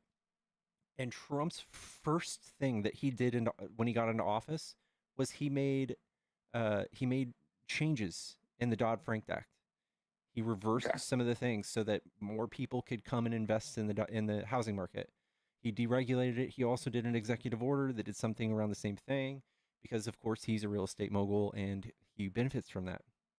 So ever since then,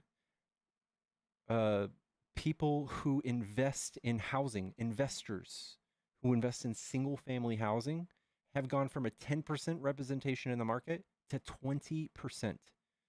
And why is that? Because they're able to do it now, because of the deregulation.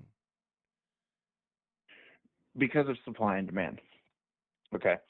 If there is an influx of houses in the market, okay, let's just throw a price out there. Let's say they're all $1,000. Okay. I don't care what they're actually at. just using this as an example. All right. If people are able to afford that price and are able to adjust the price because of that, move it up a little bit because people are doing good, move it down a little bit because, you know, they're not selling houses, people aren't renting, then it has an ebb and flow with the market. However, what happens with the subsidized housing is that when you have $1,000 rent and people aren't able to afford it, we don't have to lower the rent so that people can afford it because the government will cover the difference. So who does that end up hurting at the end of the day? So I The would people argue that actually have to pay rent because now they're having to pay an artificially inflated price. how do you get the government to pay the difference in what you can afford and Subsidized housing. subsidized housing? Are you just talking about Section 8? Yeah. Okay, that's different. Section 8 housing is different than what you're saying. Section 8 does not Right. increase It's the same principle, though, of say the rent's $1,000, right? We drop it down and say, hey, listen, we'll work with you X amount, okay? So you can rent it from me for $300. We'll help you out a little bit, okay? The remainder of that income comes from the government. Like the rest of that 700 comes straight from the government. I don't know if that's So how it's that not works. that they're. But It is. you would I have you would friends have and to family you in would have realty. to you would have to show me how that would be more than 10% of the market, which all of these rich people, that's what they're doing. So when you go buy a house right now, you're fighting with 10 companies who will all pay cash, who will pay $10 to $30,000 above asking.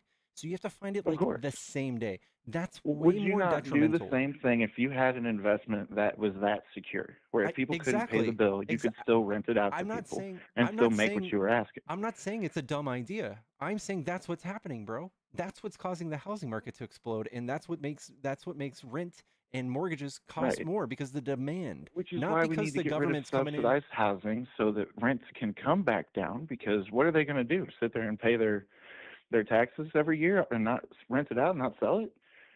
No, No, they got to they're move having properties. They got to make an income, they're and the only way to do that is to rent it or sell it. it's not so you would rather have more people be homeless. This is coming from someone that was homeless 8 years ago. Okay, Exactly. So you should all right. know that it's very easy to become homeless. It is, and it's also easy to get out, and there are many programs available. That you And don't it's like. quite, huh? I don't like them. No. Okay. Right, because of the fact that there were so many people within those programs that I met that had no desire to get out. They had no desire to better themselves. They were okay being stagnant because everything was covered, everything was paid for. Why were they going to go get a job if they already had a place they already had a roof over their head? Some people, that's all they want. You can only get like some of these programs will only last 8 months, 6 months. They're not forever, bro. And also a lot of them you have to prove that you're looking for a job or you're working a certain amount of hours. All of these things are You're boogeymen. homeless. Okay, You can so go if to you're the next city, homeless, the next state, you jump to the next program, you move. You're not secured. You're you not tied really down to think any people are place. moving for free? Yeah. Come I on, bro. absolutely do believe that homeless move around the United States for free. They do it all the time using Okay, when signs. you have a full family, Cardboard signs asking for money. They'll fly a sign and get all right, tons of money, dude. I was making you're $300 a day you're homeless. victim blaming homeless people in general, and it's kind of gross, bro. I think that if we don't help homeless people, we're just gonna have a bunch of homeless people I made without $300 homes. a day being homeless with a cardboard sign. What more do you Okay, want to help that's a me? personal experience. That doesn't mean that everybody can do that, right? Have you I'm seen just saying. countries that don't have these social programs? Have you seen them? Yeah, and a lot of the homeless end up disappearing in ways. It's unfortunate, but it's life. There's an ebb and flow to it. What the fuck? You were the same person that was I thought, debating that abortion wasn't murder not too long ago, but now all of a sudden a life matters? yeah, people who have consciousness and who are able to suffer, those people matter. I don't like suffering, and I can assume that people who suffer don't like it either. Okay. And you think that other things of that same status don't matter?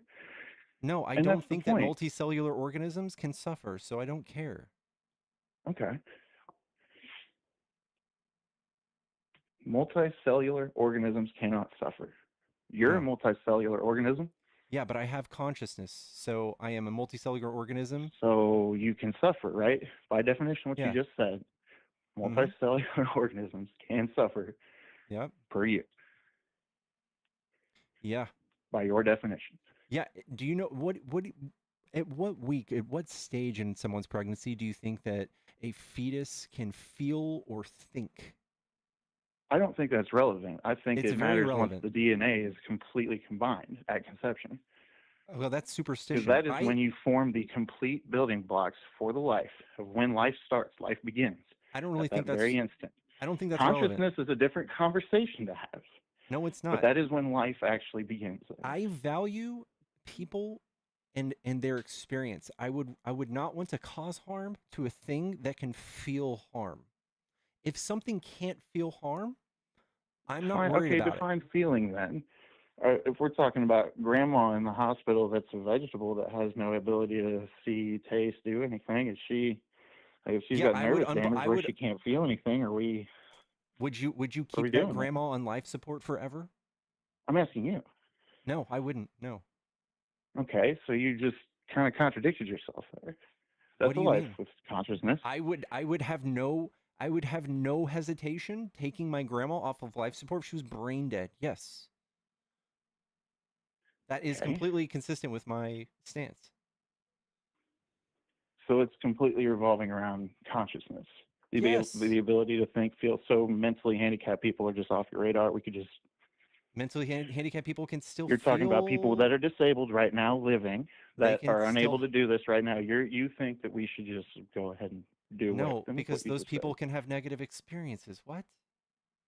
Your grandma just had a negative experience. You pulled the plug on her. She probably did not experience anything if I pulled the plug on her and she was brain dead. The same thing with these other people. Why does it matter if it's your grandma or not? Okay. In this hypothetical, a person who is brain dead, I would not keep them on life support. I would not pay hundreds of thousands of dollars to keep them on life support just because they're breathing, just because they're a multicellular organism with their own unique DNA. I don't care about those things. I care about them feeling negative experiences, and What that's about what I would care pedophiles about. in prison? What about people with like horrendous sexual assaults, stuff like that? What Do about them? we keep them alive in prison? Do our tax dollars pay for that, or do you wish to give them a negative experience? I don't know how this is relevant, but this I'm just saying if you're saying that it's either black or white. Is it? I'm not, I'm giving you my stance. I'm giving it in great detail. I think that somebody I don't really believe in the death penalty, and this is consistent with my stance as well. If you think that we should be able to take people's lives, then you have to explain that away. If you think that all lives matter and all cellular organisms matter and deserve to live, and that we shouldn't be the people who dictate who gets to live, then you wouldn't be for taking those people's lives, right?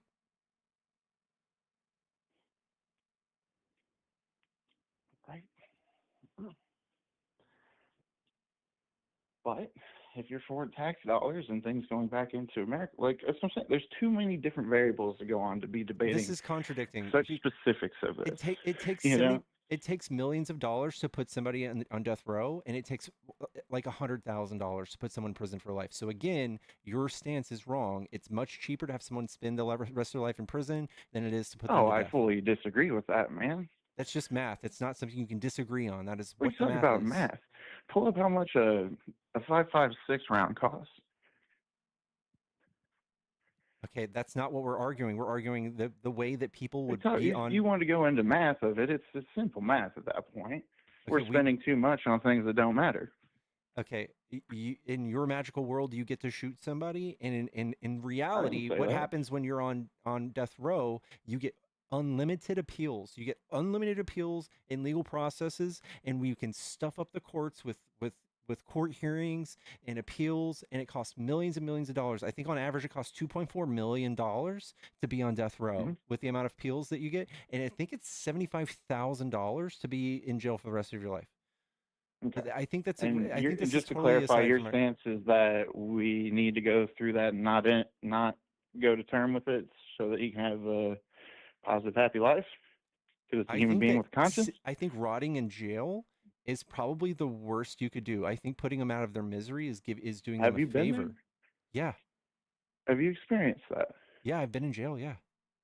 And you think that is the absolute worst? Yeah. okay, everyone has their own rock bottom, and I understand that that could be your worst. I could picture a lot of worse things than that.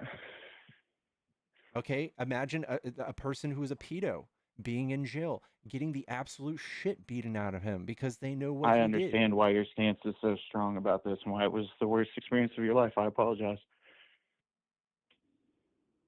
Okay, well, no, I'm not talking about my experience in this instance. I'm saying you think about this critically. Somebody who's in jail, like you're saying, this is aside from the abortion topic, by the way. Still, I don't think you're being very consistent. But again, the death penalty does not. We have studies that show it does not deter people from committing crime. But when we're talking about like valuing consciousness, I think that I do not give a flying fuck if you pull fucking jelly bean out of someone's stomach because they don't want to give it their resources for 9 months and push a 9-pound bowling ball out of their vagina. Now, when I you don't say think death that. is not a deterrent from doing something, are we talking about people that are in jail that are generally speaking not mentally well, not of sound mind, or are we talking about your normal citizens? Like, are we talking about Jack and talking Jill about down the street? all. Hey, don't do this or you'll die. Oh, I'm probably not going to do that. Okay, But all you're in saying that all, that's not a deterrent? we don't have any reason to believe that the death penalty is a deterrent for people to commit crime. We don't have any reason to believe that. So death is not a deterrent for crime. Nobody in the heat of the moment, especially like a crime of passion where someone commits schmurder, they're not going, dang, you know what? I might get put to death for this. No, they're going, I need to do this. Yes, we have seen that. We have seen the numbers not decrease when we employ the death But penalty. now you're just generalizing what everybody thinks when they're going through everything. That's not, it's kind of... No, I'm not. I'm saying there's data to prove that there's no reason to think that the death penalty stops you from doing crime, and you're just appealing to emotion. I mean, if you're one of those people committing such a heinous crime requiring a death penalty, you're probably mentally not in the same bracket as the normality. Okay, well, still, all in all, that's the math. Okay. So you're telling me that someone who doesn't care about this particular thing isn't affected by it? No. I'm not surprised either. But as far as day-to-day humans that aren't out doing that, I don't know. What's the reason you don't go out and break every law in the book? Because you go to jail, right? Normal people, that's what it is. You go to jail. Humans that commit I don't want to break the murder. law because I go to jail. Okay, Okay. dude. So Again, you're saying that death, worse than jail, is not a deterrent for most people. I would say And that that's the part that I jail, don't spending, understand. rotting in jail for years and years and years, I would probably commit sewer slide. That would be a way out. That's a cheap way out. For you to just want your vengeance is another thing, but for you to think this is a better alternative, then you're wrong. What about your homeless repeat offenders that do it just so they have a place to stay? I'd let them. Honestly, that just goes to show that we should be feeding people and helping people not be homeless because it does produce crime and it floods our hospitals and jails.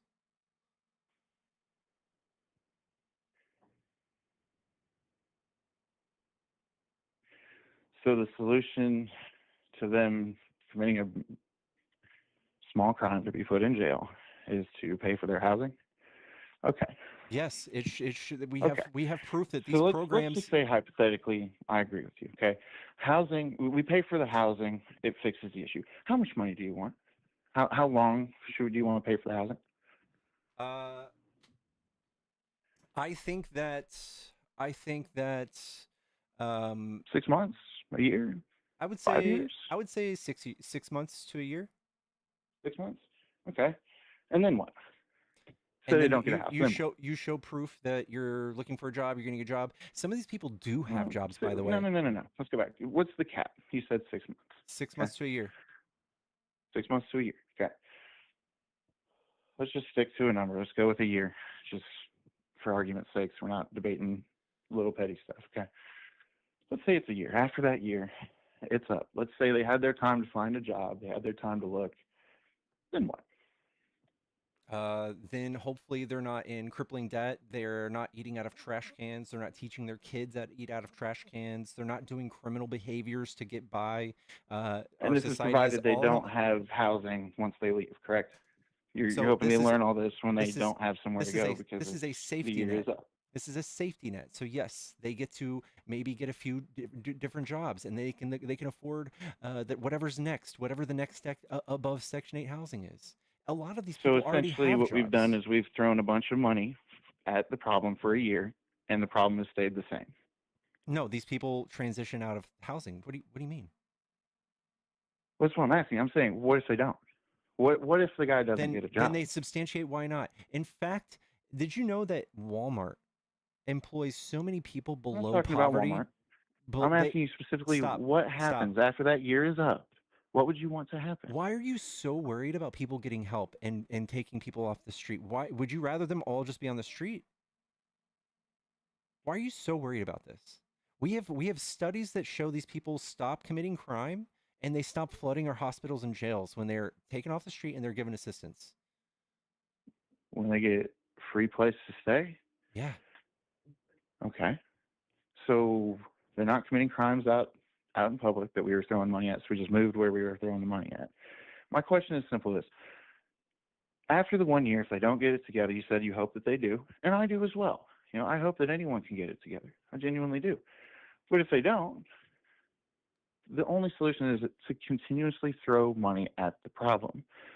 Yeah, it's That doesn't so fix the problem. it does. It literally does. It does. And I would say maybe 80% of these people, they find a way out. Maybe 20% of the people, they linger, they suffer. And that's just going to be what it is. For all of eternity, we're going to have people who are poor. We're going to have people who are homeless. And if you want to live in the slums, in the depths of these thousands of people who tend to find themselves homeless or houseless, so that you can point and laugh at them and say, I did better than you, then sure, go for it. But I would rather live in a society where we have fewer of those people than more. And let me ask you this. Do you think that just handing them the solution is the solution, or do you think that them finding out that they need to work hard, do something about it, turn their I life think around, that giving them put in the work? transitional housing is good. I think that giving it, like employing programs that help them find jobs is good. Helping their children not starve because they're learning this in public. I think that's totally fucking fine. For you to demonize these people is insane work to me, bro.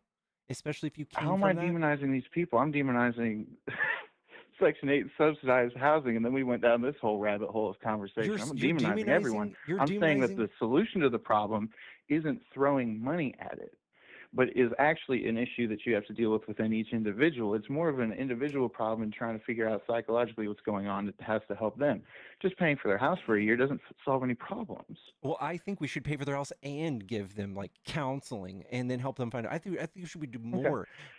And I think you're so where hard you want pressed on this. property taxes to pay for that within local governments, or are we going to do like a federal thing where everyone pays I think taxes both. on it? It becomes a federal blanket issue. I think both.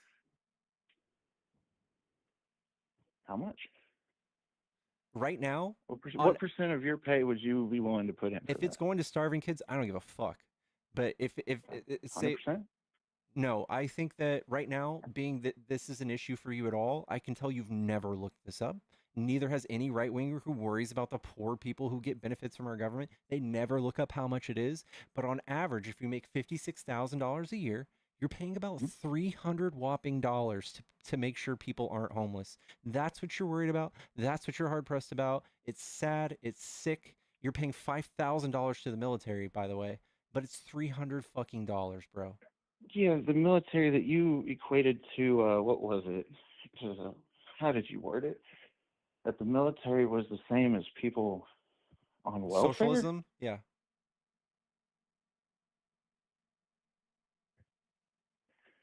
What did you even mean by that?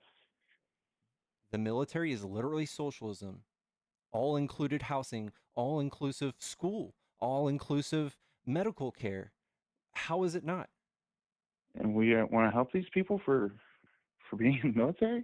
I'm all for it, but you guys You want to demonize help it the so drug much. addicts You're and saying it doesn't people that work. are homeless on the street, but not the people in the military? Yeah, literally, I am all for it, but you guys demonize it. I'm pointing it out to you. Huh.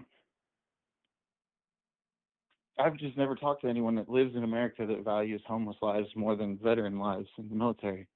We are the only side, the left is the only side that also helps veterans. We are the only side who tries to help veterans instead of spit on them and step over them and call them stupid and not want to pay for their Section 8 housing. That's you right now.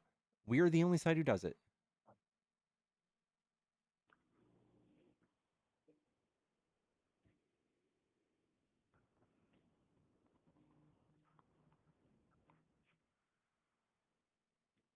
Republicans have never done anything for veterans. The right really doesn't do anything for veterans, no. All right. Republicans generally do for veterans health care, expanding access to health care, reforming the VA, mental health support, education and employment, protecting education benefits, promoting employment opportunities, other benefits, honoring service, addressing homelessness. So all the issues that you seem to say are left issues that the left is fighting for are actually all things that the right are fighting for. Yeah, so you guys are constantly defunding these programs. Trump, for instance, defunded the VA. He fired 80,000 people from the VA. Excuse me? Initiative aims at supporting veterans. Stop reading out loud. You can do your homework on your own time.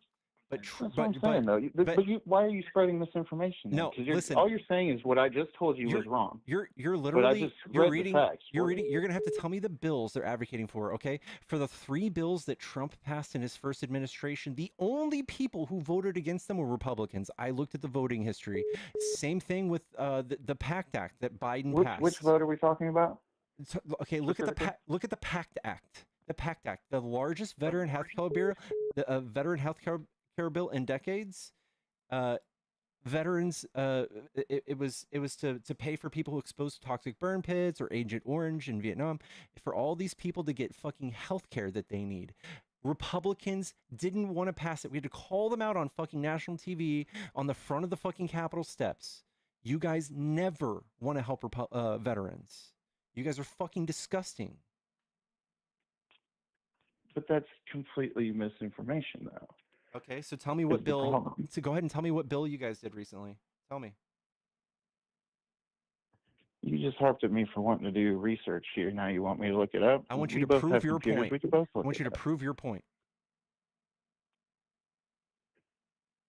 I said that you were speaking misinformation.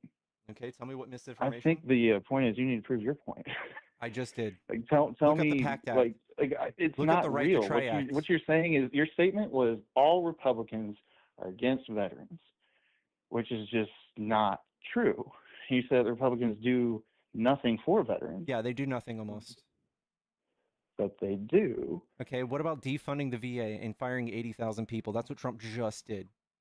What do you think about that? Couldn't tell you. Okay, that's what I thought. I'm not in the mix of it talking to the people dealing with it. Okay. I don't know what those people's jobs were, specifics of it. It could have been a bunch of DEI stuff, as far as I know, of people that weren't actually doing what they needed to. Sure. Like, without knowing it, and you're asking me to speak on something that I haven't looked at.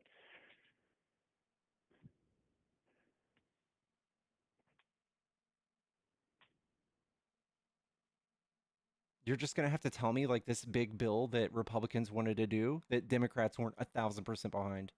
You just have to show me one. Show me one. Yeah, I'm not even scrolling on my phone right now. I'm not even looking, trying to find something to debate you on it, to be honest. It exists. I guarantee it does. And for us to go back and forth, you seem like you're very set in your ways, like you're not really open to ideas. I'm asking you for evidence for me to think otherwise, and you don't have anything. You have no real reason, tangible reason, to think that Republicans love veterans, other than maybe just the fact that there's like a tribalism of people serving in the military that vote Republican. That's about it. There's no actual reason. It's just dumb people that lean right for no reason and yell at poor people like you.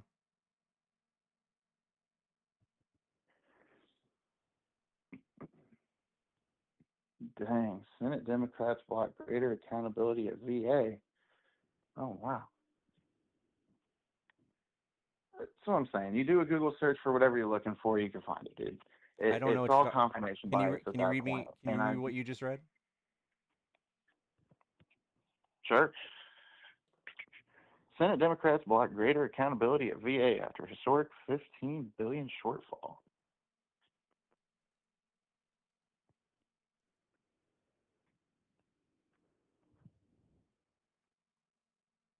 Senator grant block greater accountability at VA after historic $15 billion shortfall.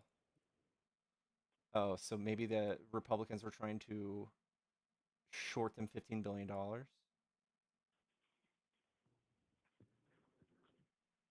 mean, if that's how you want to word it. This shocking script was Whatever you unfortunately got to say something to we all twist your see from narrative, man. time from the VA. Last minute requests for money and up to $11 million in illegal bonuses paid out to VA officials don't deserve it. Congress is becoming numb to these kinds of shortfalls and scandals. I will say that the casework of rank file VA employees like those in Alaska, the vast majority of them do a great job. This is a quote.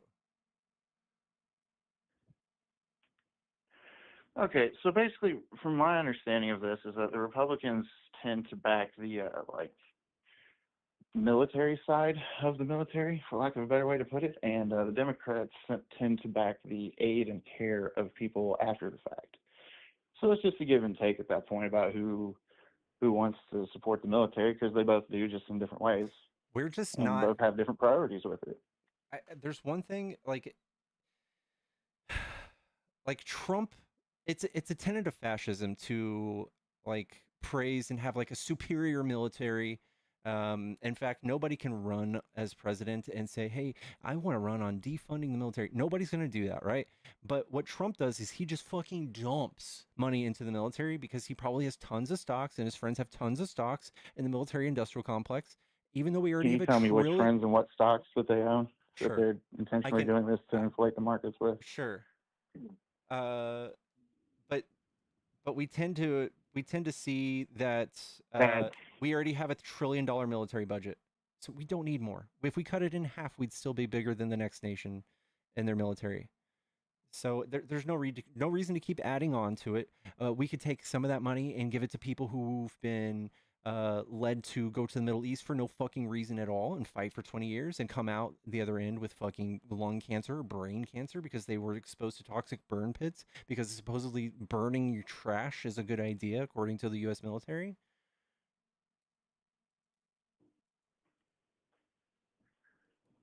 Did they make an official release on that? Yes, that is a literal thing. The PACT Act, we did that. The Republicans did not want to pass it. Democrats did.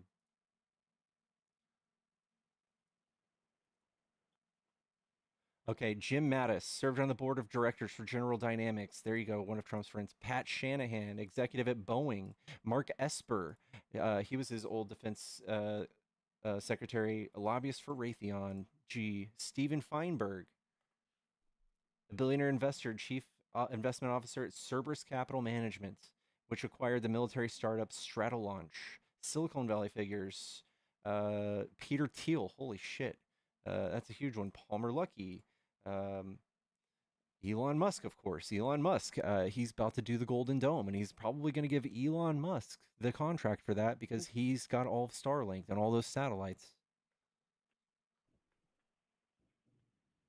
$1 trillion project. Sorry, I'm on the VA website right now. I'm reading about what does it say? Airborne hazards and burn pit exposures specifically. Yeah, it basically. Man, I hate to say this, but yeah, dude, you were wrong. It says that burning things cause irritation to the eyes, throat, coughing, breathing difficulties, skin itching, rashes. So I don't know. Again, like, where are you getting your source material on this? Dog, I'm saying that because they forced veterans, people in the military in the Middle East, to throw all of their trash in a pit and burn it. And they did this for years, and all of these people came out with lung problems and brain problems. That's why Joe Biden's son died. He had brain cancer because of this. I'm saying that now maybe they know, but back then that's what they did. Sure. I mean, asbestos was a thing, but we didn't know at the time either. DDT was a thing, but dude, we spread that across farms all across America. I'm not saying. Okay. You know, we do lots of stuff that we don't understand the effects of later. Understand. Like currently, right now, there's a microplastic issue that's supposed to affect the lungs of every mammal by 2035. You're obfuscating. I'm not arguing for asbestos. I'm saying that we need to make it right. I'm saying that we need to put people that we put in harm's way into dangerous practices. We need to give them the money to make it right, make sure that their health and their medical bills are paid for. Do you think that's good for veterans? Absolutely. I'm Okay, not well, arguing against Republicans that. don't. Republicans in Congress didn't think so. That's what I'm saying to you. Okay. And when I came on here, was I like, dude, I'm fucking gung ho Trump?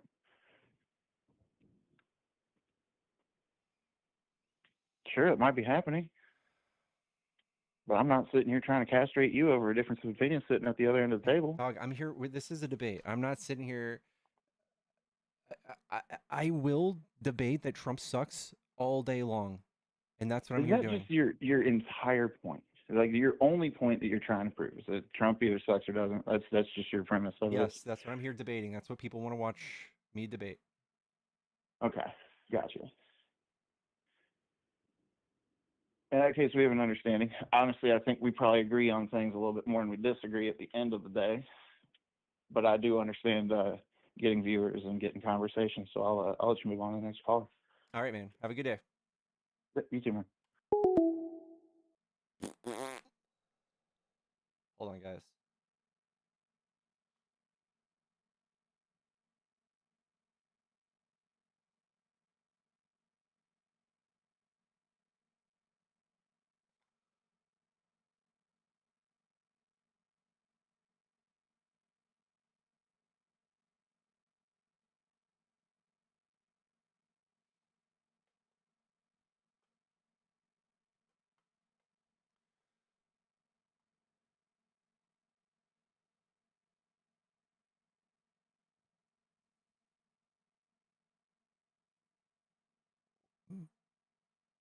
God, I would not brag to anybody that your ancestors came over here in the Mayflower.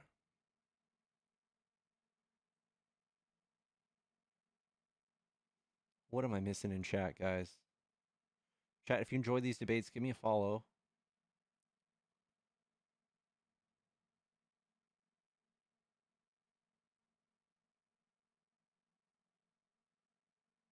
Someone says that's what little kids want to watch. My demographic for viewership is 55 and older. Mostly people who are way older than me.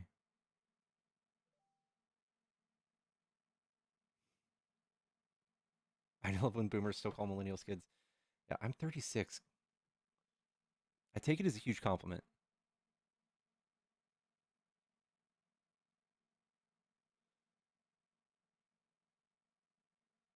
Chat, also, if you do not like one of the callers, we do have a pay to kick fee.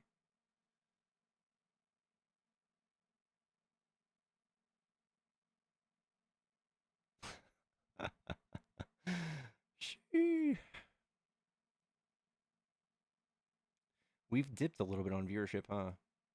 That's all right. That's all right. That's all right. Guys, we've got 3 more days until I get my access back on TikTok.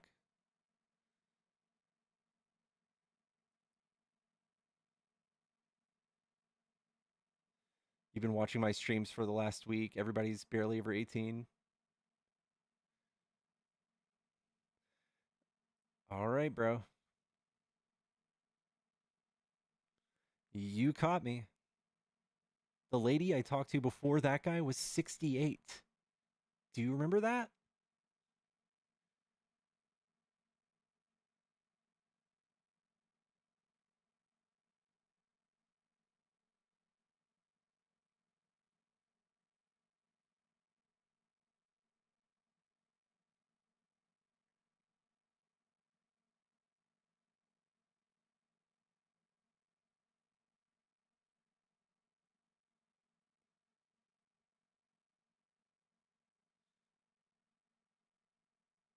Lines are down. Yeah, I know. I was a caller. I'm 26.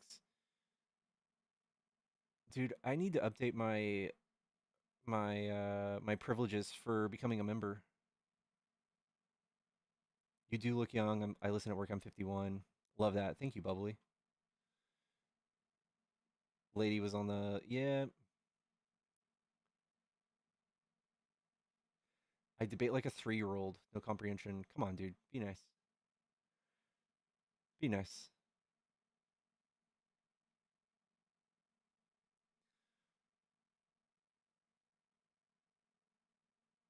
How many days is guys? I do this debate topic nonstop. I've been doing it for like 8 months, and it's basically anywhere in the wheelhouse of saying like the right sucks, Trump sucks, Republicans suck, Republican laws suck, Republican policies suck, Republican states suck. There's literally no reason to vote Republican at all unless you're like a billionaire, which should only be a few thousand people. Dude, Jermaine, I love that. I love to hear it.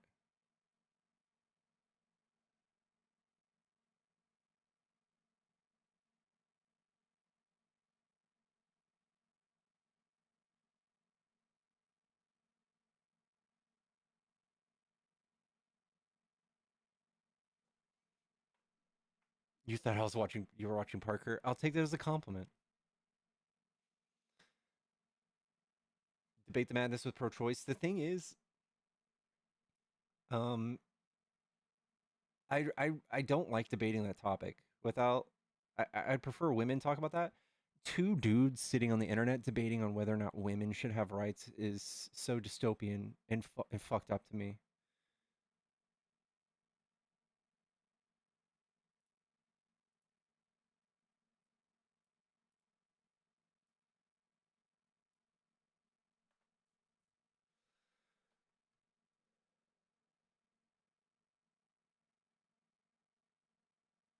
You can love racism more than money. Yeah, there you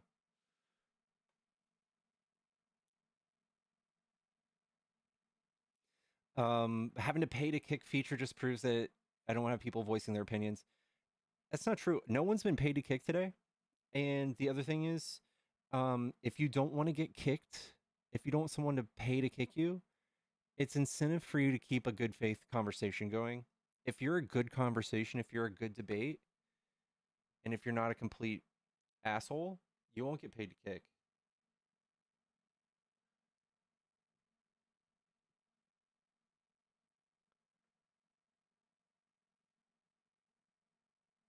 I still talk to people that I absolutely can't stand. I don't kick people myself.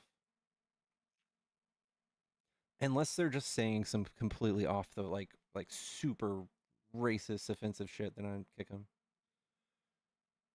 But I try to gentle parent anybody into a good conversation.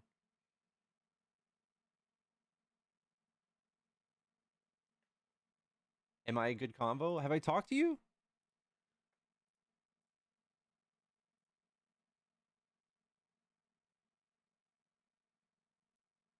If you live in an echo chamber, you don't understand. I just have different. Dude, I literally talk to the opposite opinion every day, all day. That's what I do.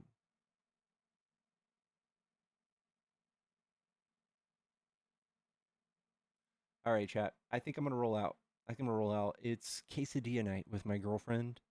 We're gonna go to the store and get stuff to make quesadillas, and we are going to absolutely crush Friday night. We're gonna do Friday night the right way. Probably gonna have a little bit of ice cream. Probably gonna watch Severance and hang out with our dogs and be awesome as fuck. So I'll catch y'all later.